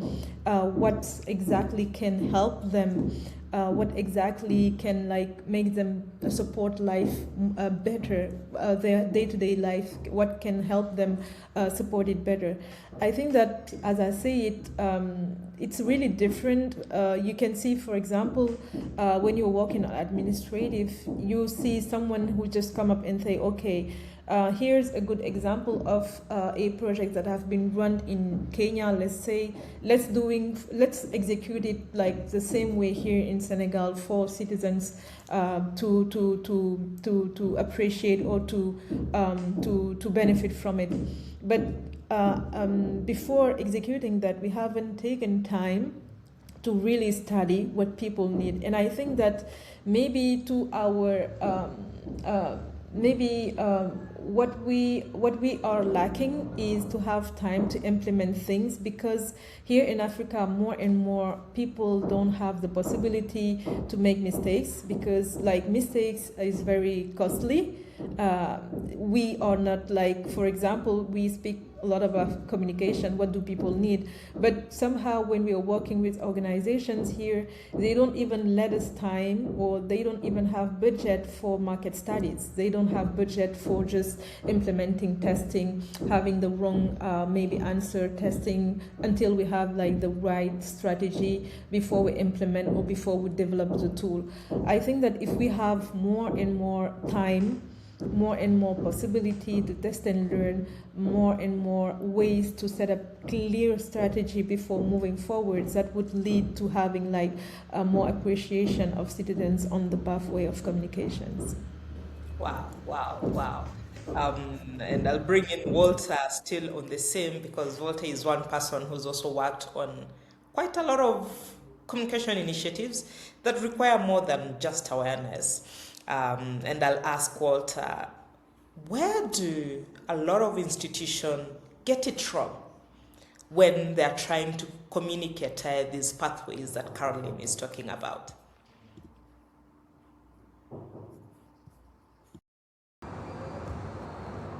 Noella, I'm going to request that you ask that question again. Sorry. I'm asking Walter, I'm just trying to build on what Caroline has talked about. You're one person, I know for sure you've worked on different communication initiatives, whether it's campaigns, initiatives that don't have awareness as their sole communication objective. My question is, where do institutions get it wrong when they're trying to communicate the pathways that Caroline is talking about? Where do we miss? Where do we miss the hook?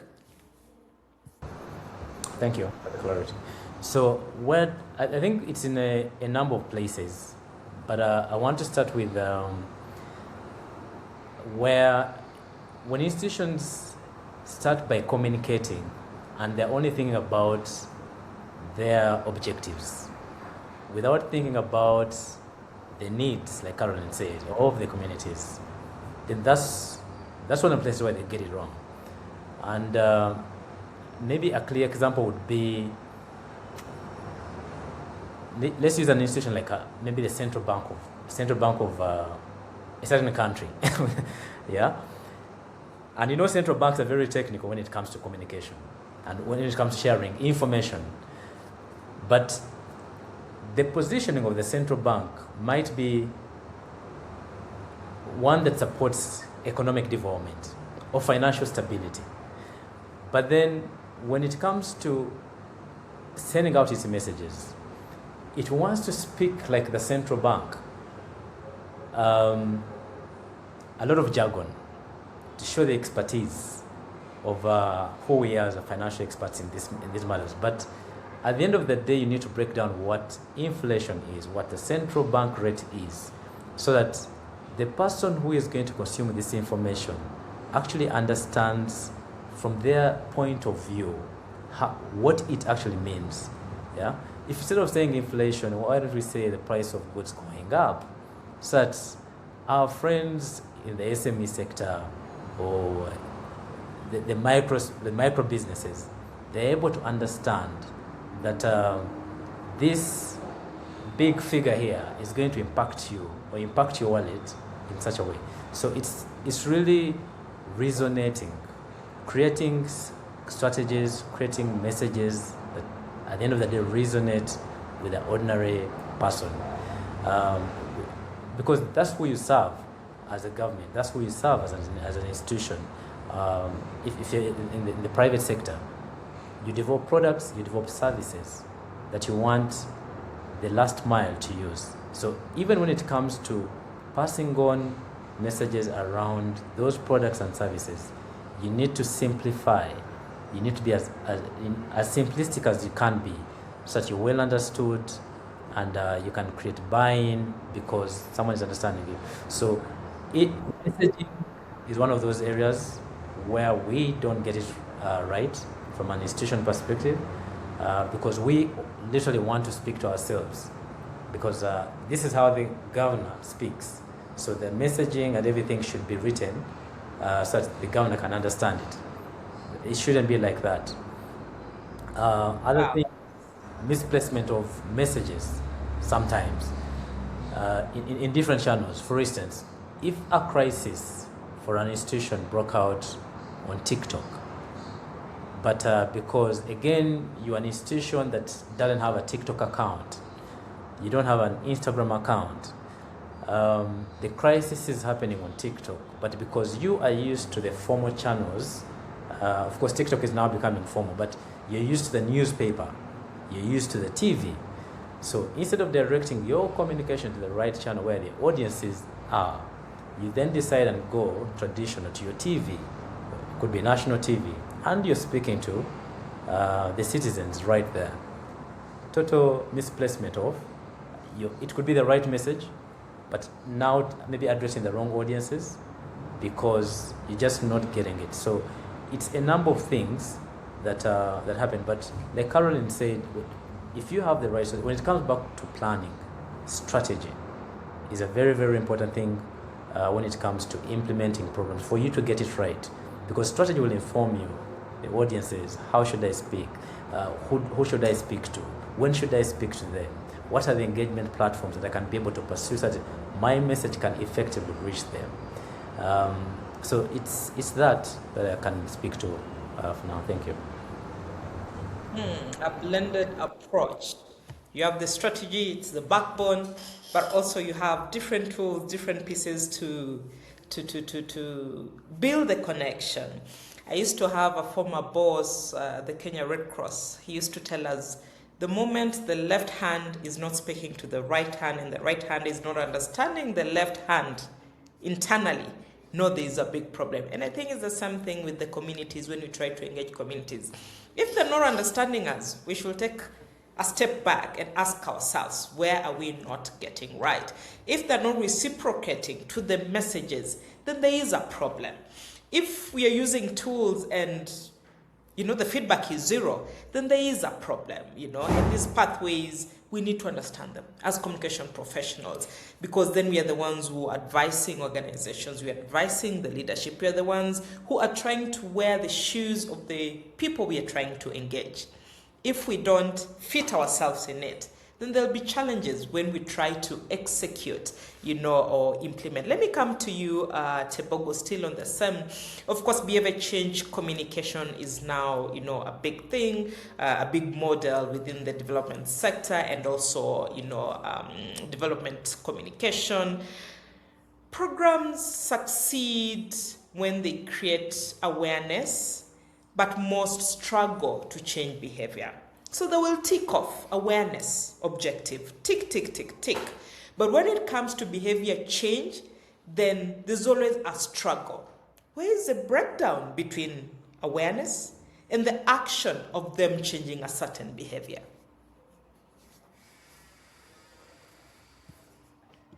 Thank you, Noella. I think what I've observed with that in that regard is the disconnection. It goes back to now crafting the messages. It goes down to the copywriters. It goes down to the media. Now the technical aspect of the industry. How do we package whatever that we are saying in such a way that it lands and connects? Sometimes one thing that I see when we are crafting these messages is the we collectivize to a point where somebody doesn't get that this message is directly directed to me in a creative way. Of course, let's look at the issue maybe of gender-based violence. If we communicate that men abuse women or children, we can repeat that message, but it will only land if that person really feels that this is really talking to me. This is talking to me as a man who is being abusive. So it needs that emotional connection that we create through the message that we are doing. Once we don't have that, the message will keep on being repeated, and the person just feels that this just talks about as men that we are dogs or we are not good or what. But he doesn't position himself in the sense that this change is talking to him directly. So that is where the disconnection I see. So that's why I'm saying that it now talks to the issue of the technical knowledge in the industry, the crafting of the messages, the creativity, the utilization of new platforms, the utilization of technology, even AI, as we earlier on alluded to it. How do you incorporate this? That? And also the issue of making sure that our communication is collaborative and is also engaging at that level. So for me, that is where the disconnection comes from. That's where the message is sent, people know about it. The billboard, you can stay there for the whole year talking about stop gender violence, but the numbers of gender violence is still going up because people don't, as an individual, I don't see that as it's talking to me. But within a month or so, I have actually abused my partner or a woman or a child because that message, I didn't think it talks to me. Sometimes it's the issue of how we use it. There's a joke that sometimes when people say don't have maybe alcohol intervention messages, whereby people will say don't drink, don't abuse alcohol. It's funny that they will use somebody who is an easy target to use maybe in the imaging or in the copywriting. That is an easy way to see that this person has alcohol. But whereas we know that people who are maybe spending a lot of time drinking alcohol might be in suits, in offices, drinking the expensive. So you're not talking to them. They think alcoholism only abuse is only tricky to the people at the gutters, at the low, in the shanty towns, in the villages. Whereas this executive is dealing with alcohol, but because the messaging is not taken to him, he doesn't think that bothers him. So basically, it boils down to the creativity, to the content, to the technical know-how, and to packaging of that message. So that I feel that this is really intriguing to me. It's not just a campaign, national campaign, or a campaign that is coming from who or the United Nations. This is about me. So I think that is what this connection is about. So let's connect and learn to know. The media companies need to know that they need to do that part. So yeah, I think that is why the disconnection Wow. is that. Well, please share your questions in the chat because shortly we'll be coming to you to pick again a couple of questions. Let's move to a quick crossfire. I'll just ask like same question to all of you because we're in different markets, we've had different experiences because then collectively we see, we can pull it together and cluster it together as some of the issues that may be affecting that gap of not treating communication as a very key infrastructure in development. And I'll start with Corinne. Very quick, very short. What is the one communication mistake that quietly kills impact in most programs?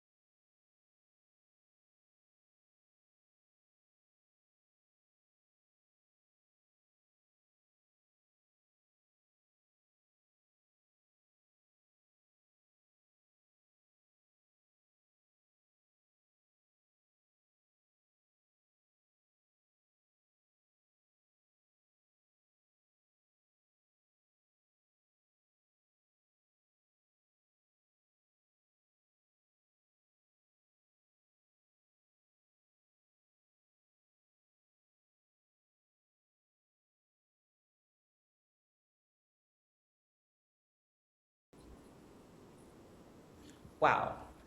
I'll come to Caroline again. This is just a quick fire. Um, are we are we competing for influencers and visibility metrics at the expense of real citizen engagement?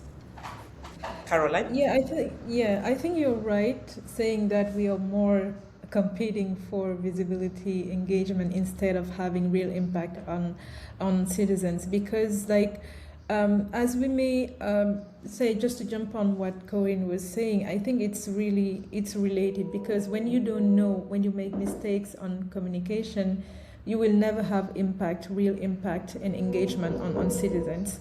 And maybe to go beyond that, it's the way we are treating communications that make us not having impact. Most of the time, I don't know for the countries in Africa, but let's say some knowledge are more important or are ranked higher than others. So most of the time people may think that, okay, I face it sometimes, people think that my job is just to come and sit and speak and talk to people. So they treat communication as something that is not that important. They may compare it, for example, to, let's say, a doctor, which seems to have more impact in the society. So treating communication that way may lead to people thinking that everyone can do it, and we see it on our day-to-day basis. People think that anyone can be a communicator, anyone can do our job. So that's how people are seeing it. So most of the times we are facing things like the way communication and even marketing is perceived in institutions depend on the person who's leading the institution. For example, we may have a contract with an organization, a 1-year contract with an organization with a certain CEO who is implicated, who knows, who is engaged in changing in having real impact on everyone, on his target audience. And after, let's say, 6 months, they change the CEO. And you perceive it as a communicator. There's a huge shift in the company, in the organization, of how they are seeing the communication way. And I think that having that mistake lead to not really having engagement, because when you are treating communication like just one thing that can be done by anyone, that don't need a real reflection before executing, that would lead to not having engagement. And I think that more and more people leaders are just have enough when they see, for example, that, okay, they organize an event, everybody come, they have 1,000 attendees. They think that, okay, my people came, that's enough, I don't need more. Everybody see, we have a video on TV, everyone see that there were thousands of people, so what? So they don't need more. And I think that having that lack of going a step further in terms of, we have set up a strategy, we know our audience, we set up the strategy, we execute it, we have measured it, we know that, okay, from now on, our citizens will go and use our platforms after 1 month. Okay, this is not working, we should change, etc. I think that the fact of just doing things halfway, not going a step further, not pushing things, make us as organization not having enough engagement. And that's something that we should definitely work on. The fact of not pushing things further to have what we really need, just executing things to execute, just to be visible, not having real engagement. Because if we set up a new platform for citizens, it's for them to use it, it's for them to have an easy day-to-day life, it's for them to maybe change their behavior, knowing exactly what is good for them, what is not good, having good behavior on a day-to-day basis. And I think that definitely we should work more on having a whole strategy that have real impact on their lives, and not just executing to execute to after show people that we have done something. Wow. Commitment, purposeful, intended, not for the sake of it. Let me come to you, Makarov. This is a quick crossfire. Development actors are often under pressure to show results quickly, but does such pressure push communication towards storytelling for Yes, donors that will rather be than the engagement with straightforward answer. citizens? Yes, that is the case. And Makaru. it has led to a situation where we will have a template of the communication that we know is tailored for that kind of situation. Is quick engagement with the communities, with the community leader, with the political leader, then that report book, then those photo ops and everything. So it's easier to do because it's already been done so many times. That's why I'm saying that there's a template for that because of how the pressure coming from behind. So you don't really have to veer off the thing, you just have to fill in those things and then you are done. So that really is something that creates that disconnect that I keep on talking about. So yes, that is the pressure that leads to that. Thank you.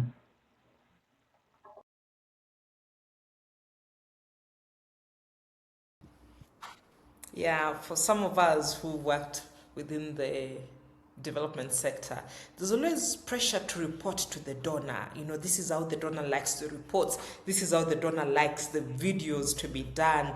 This is how the donor likes, the infographics. But is it the donor's program? Is it the community program? Who takes priority? Is it the community? Is it the donor?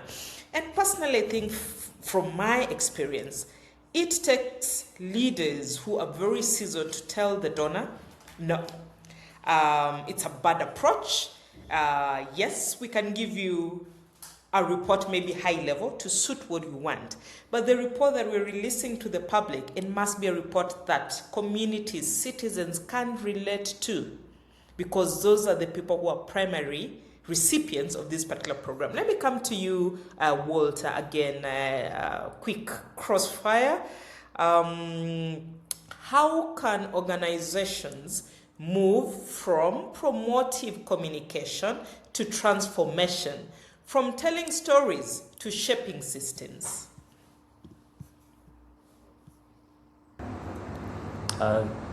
Thank you, Noella, for that question. But I just wanted to add something on what the previous speakers, I think, comment in relation to, again, development organizations. Again, being in the agency world, you also find that donors will give you assignments when it's like the project is about to end within 2 months, and you then receive a brief about 3 weeks to the to the end of the project, because I think they have to account to some funders out of the country, and for such briefs we take them with a pinch of salt and also caution, because you're not going to deliver the impact. Yeah, you find you want. So what you do is have a conversation with this client in this case, and let them know the process that it takes to actually deliver that kind of impact, instead of just reporting for the sake of reporting. Because at the end of the day, as a business, you also have a reputation to protect. You have, you've been around for so many years, and you want to be around for so many years to come. You just want to do a shoddy job because you want to impress someone who is sitting in maybe Switzerland or London. And so I think as the support system of these organizations, we need to be able to give them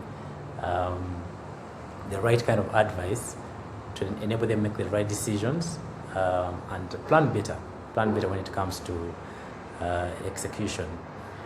Yes, so then coming back to the bit of transformation and how shaping narratives and leading to transformation, it's important that again, as we do whatever we do as organizations, as communicators, we always have the end in mind. What are we working towards and how can we get there? Because if you don't have that in sight, then you're literally just going to be doing to complete and doing to account to superiors and funders. So having the end goal in mind is always very, very important when it comes to how we engage. And I think for that case, I would like to use the example of EACOP, East African Crude Oil Pipeline, which is being developed across between Uganda and Tanzania. I mean, the project implementers want the pipeline implemented because they foresee a future where the income received from the oil that is flowing through the pipeline is going to help develop the nations. That's Uganda, Tanzania, and by extension, Kenya and Rwanda. But then you have forces that are fighting that kind of development. So you need to justify why this particular project is extremely important for the region, so that you can be able to win with the implementation, because it's going to bring transformation. Now, if you don't have sight of the kind of transformation this project is going to lead to within the region or within your country, then you're going to back off on the project implementation because there are forces in either Europe or Asia that are pushing back around implementation of such a project in your market. And yet, those particular forces are beneficiaries of similar projects that are being implemented in those regions or those countries. So having a shared understanding of the role of what you're doing is always very, very important to achieve the end goal of the transformation that we're looking for as communicators. Thank you. Wow, thank you. Okay, now we pick a few questions from the audiences. I'll ask that we respond to them briefly and to the point so that we can start winding up. I'll pick the first one and maybe I'll throw it to Corinne. How can communication systems capture and integrate citizen insights in real time?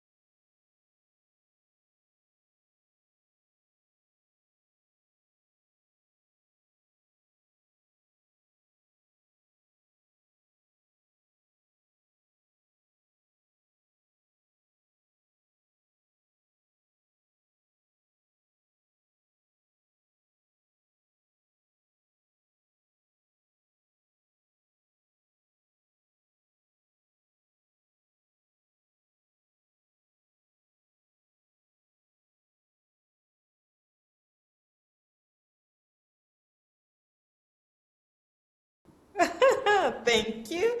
I'll go to Makarov again briefly.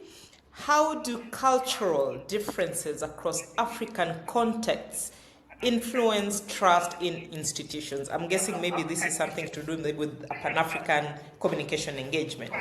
Or we have our African Union. Well, it's quite Different a cultures. difficult one, Go but ahead, I Makarov. think there is a way that you can tell that some of the way the message is learned has to do with cultural backgrounds and cultural practices and the way that people in that culture tend to view things. One of the things in societies that are traditional, even in Botswana, is that we tend to trust much in the leadership.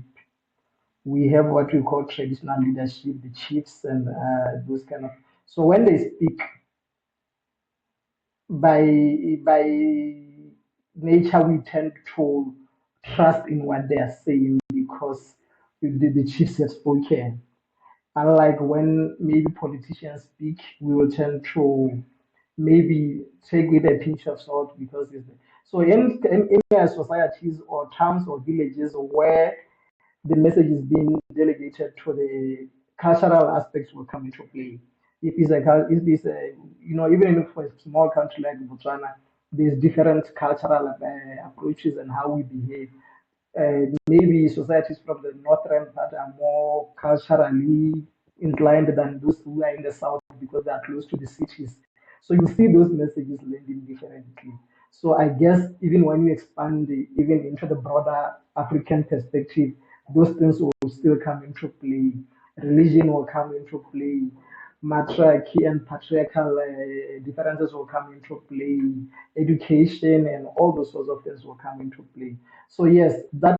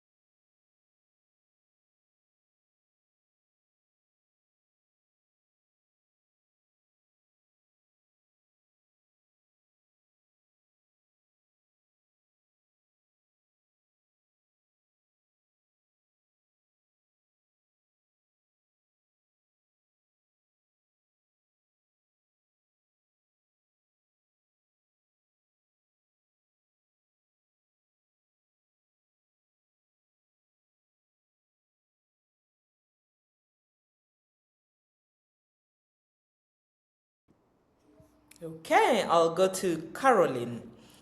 As times and tides change in communication, courtesy of technological advances, are established communicators syncing up? Are syllabuses in colleges changing? Briefly, Caroline.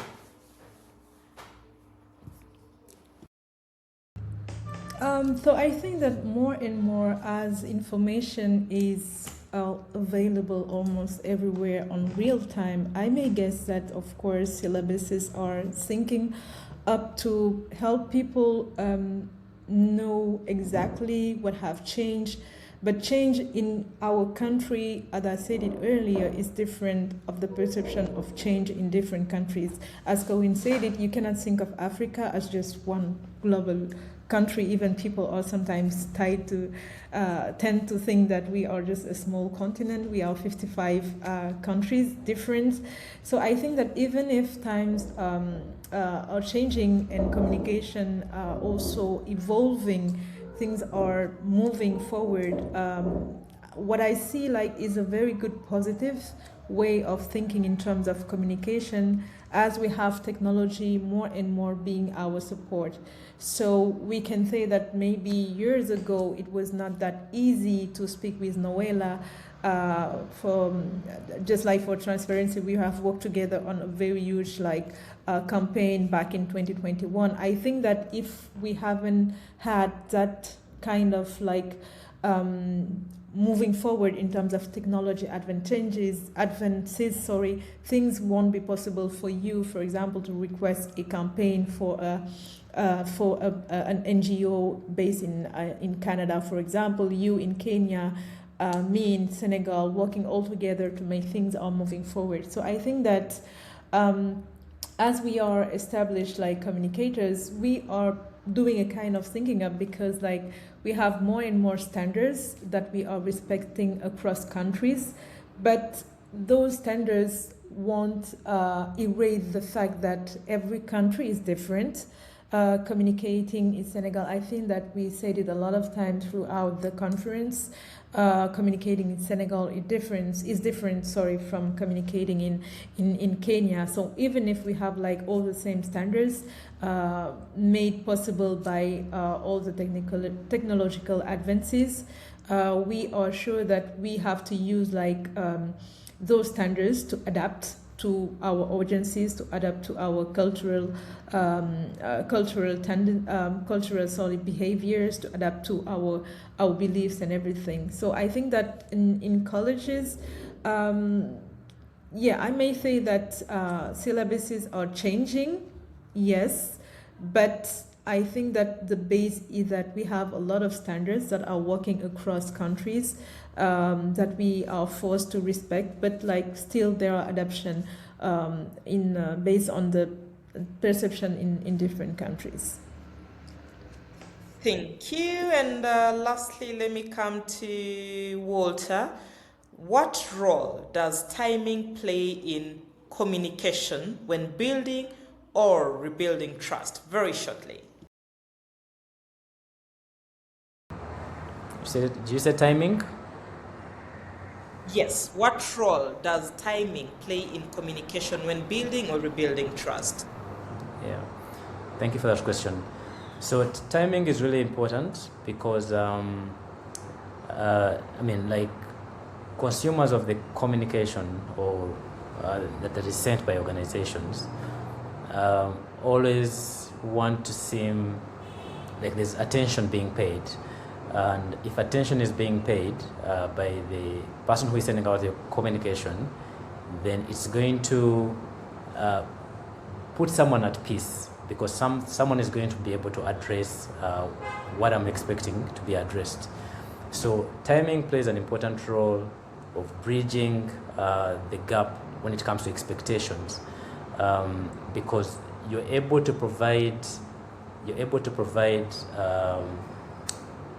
to bridge the gap in terms of anticipation from the parties that, in this case, maybe citizens that are expecting certain things from the governments or institutions. There's that understanding of it takes a bit of this period of time for something to be able to take shape. So timeliness is always key when it comes to bridging that particular gap, as audiences engage with the creators of these programs or implementers. Yeah, so they can say. Wow, thank you. In East Africa, we say asante. Ladies and gentlemen, I think now we are literally at the tail end. It's been a very rich and thought-provoking conversation, as you have seen. We'll be having more of such. And now I want to invite each and every speaker to share a very brief closing reflection in like 20 to 30 seconds. It may be something in what they believe must happen, in how we communicate, development, what needs to be done, the system, and so forth. So I will start with the order on my screen. I'll start with Makarov. Please go ahead, give us your closing remarks. 20 to 30 seconds.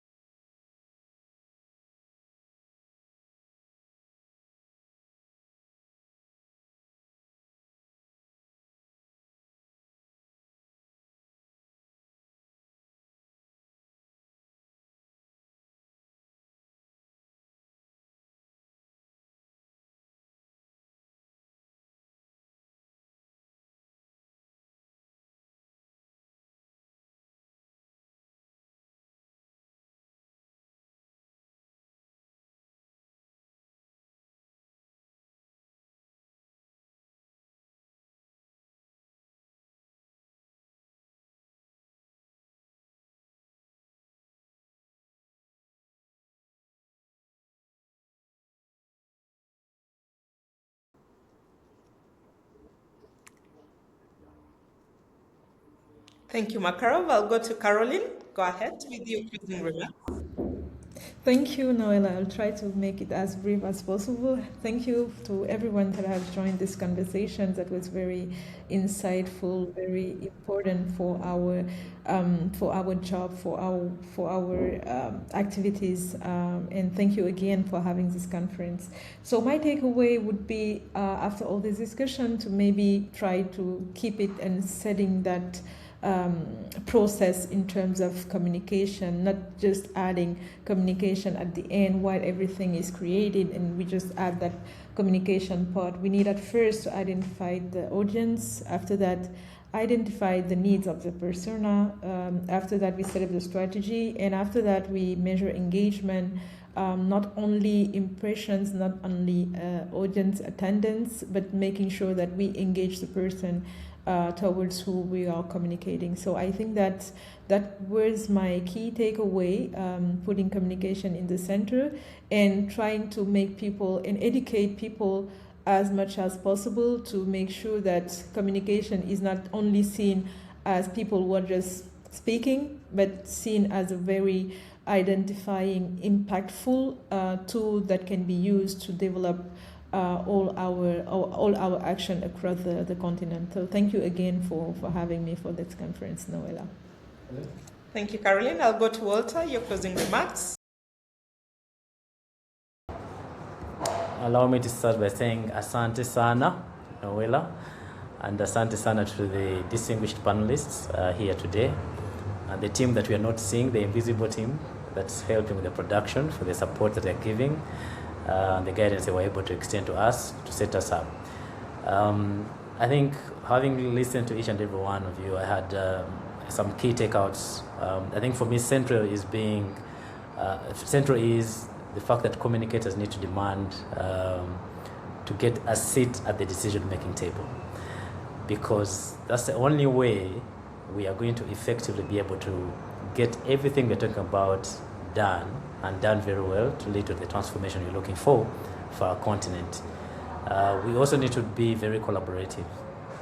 Across Africa, we need to share the best, the examples that are happening across the different markets for us to be able to progress, and share these particular examples also with our leaders, so they can be able to see that change is happening elsewhere and change can happen in our countries as well. There's also the need for us to embrace tools and technology, and going beyond monitoring technology or reporting technology. We need now to get into the use of AI, as said, and using agents to be able to enhance the work we're doing. I was having a conversation yesterday with a team of young people who are developing agents for companies, and I mean, a strategy can be done within a few seconds, dropped in your inbox for your review and enhancement. Just imagine what agentic AI can be able to do for communicators going forward, and even our countries in terms of transformation. So I think for me, it's those few things that have been able to stand out for me, and I do believe that we need to put them in practice or embrace them as we strive for change in development communications in Africa. Thank you so much.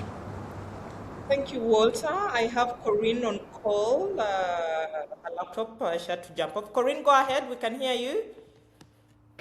Yes, I can hear you. Go ahead, give us your closing remarks in 20-30 seconds. Definitely. I think, first of all, thank you for this talk today. And I believe that we really need, as communicators, to come together and speak in one voice, because Africa has powerful stories to share. The idea now is to find ways to give the platform and the right stage to these voices, and keeping authenticity close to our heart. Thank you so much, Corinne. So I'll move to Rui to give us her parting remarks. Thank you, Noella, and thank you, everybody. There's been quite some dynamic questions that have also given me cause to pause, but I've also that have also made me feel better, because it looks like we're all thinking in the same direction, and that for me is a positive move towards, not just the resonance that we talked about in the beginning, but that we seem to be taking everything into account and we're all thinking about it. And that's the positive power of a community of practice. And so mine is to not be repetitive. My takeaway is that we all agree that communication is at the heart of where we're going for African development, and that it really needs to be adapted into the very intrinsicness of of who we are and what we're trying to do. And so mine is to encourage you and to open up myself. Please connect with me on LinkedIn. Please reach out to Noella for my contacts. Let's stay connected. Let's bring this to the next level. And the last thing I want to say is a big asante to Noella for bringing this panel together, for bringing a group of great African mindsets, for bringing the future success of what we're doing even closer more. Asanteni, everyone, and I look forward to connecting with you on the streets of Africa's growth and development. Asante. Thank you, Rui. On my part, I want to leave you with this, that communication has the power to bring people into development, and our speakers have talked about that. Communication is not an accessory, it is not an afterthought. It is what drives development, whether it's by government or by non-state actors. It is what makes citizens to understand development on the continent. And ultimately, communication is what enables people to own and be proud of development on the continent. Today we've been challenged, all of us, by the speakers and by the questions that have been asked, by our audiences. Are we designing communication for awareness, visibility, or are we designing for participation? Are we informing people, or are we enabling people and we are learning from people, making them part and parcel of that communication journey? Are we attracting attention, or are we driving action? Action that can be seen, action that can be felt, action that will push our wonderful continent to the next level. And perhaps the most important reminder that all of us have amplified today, it's regarding citizen trust. It is built through communication, but there is a rider to that. Communication that is transparent, communication that is consistent, communication that is accountable, and communication that brings people into the fold, where citizens are not only informed, but they are listened to, they are engaged. When they say something, we take a step backwards and listen, because they also have knowledge that we may not have as communicators, but as implementers. Let us remember, communication is Africa's infrastructure that will accelerate development across our motherland. Thank you so much, Caroline, for being with us. Thank you, Makarov. Thank you, Rueda. Thank you, Walter. Thank you, Corinne, who's had to jump off. From us, we'll say bye-bye. We'll say kwaheri. We'll say salasentile. I hope I'm getting it right, Tebogo, being a good student here. Until next time, we'll be organizing more of such discussions every 2 months. Walter or Corinne or Makarov or Caroline or Rueda will host us on the next one. It won't be me in the hot seat. It will be one of these great communicators that Africa should be proud to have. Bye-bye.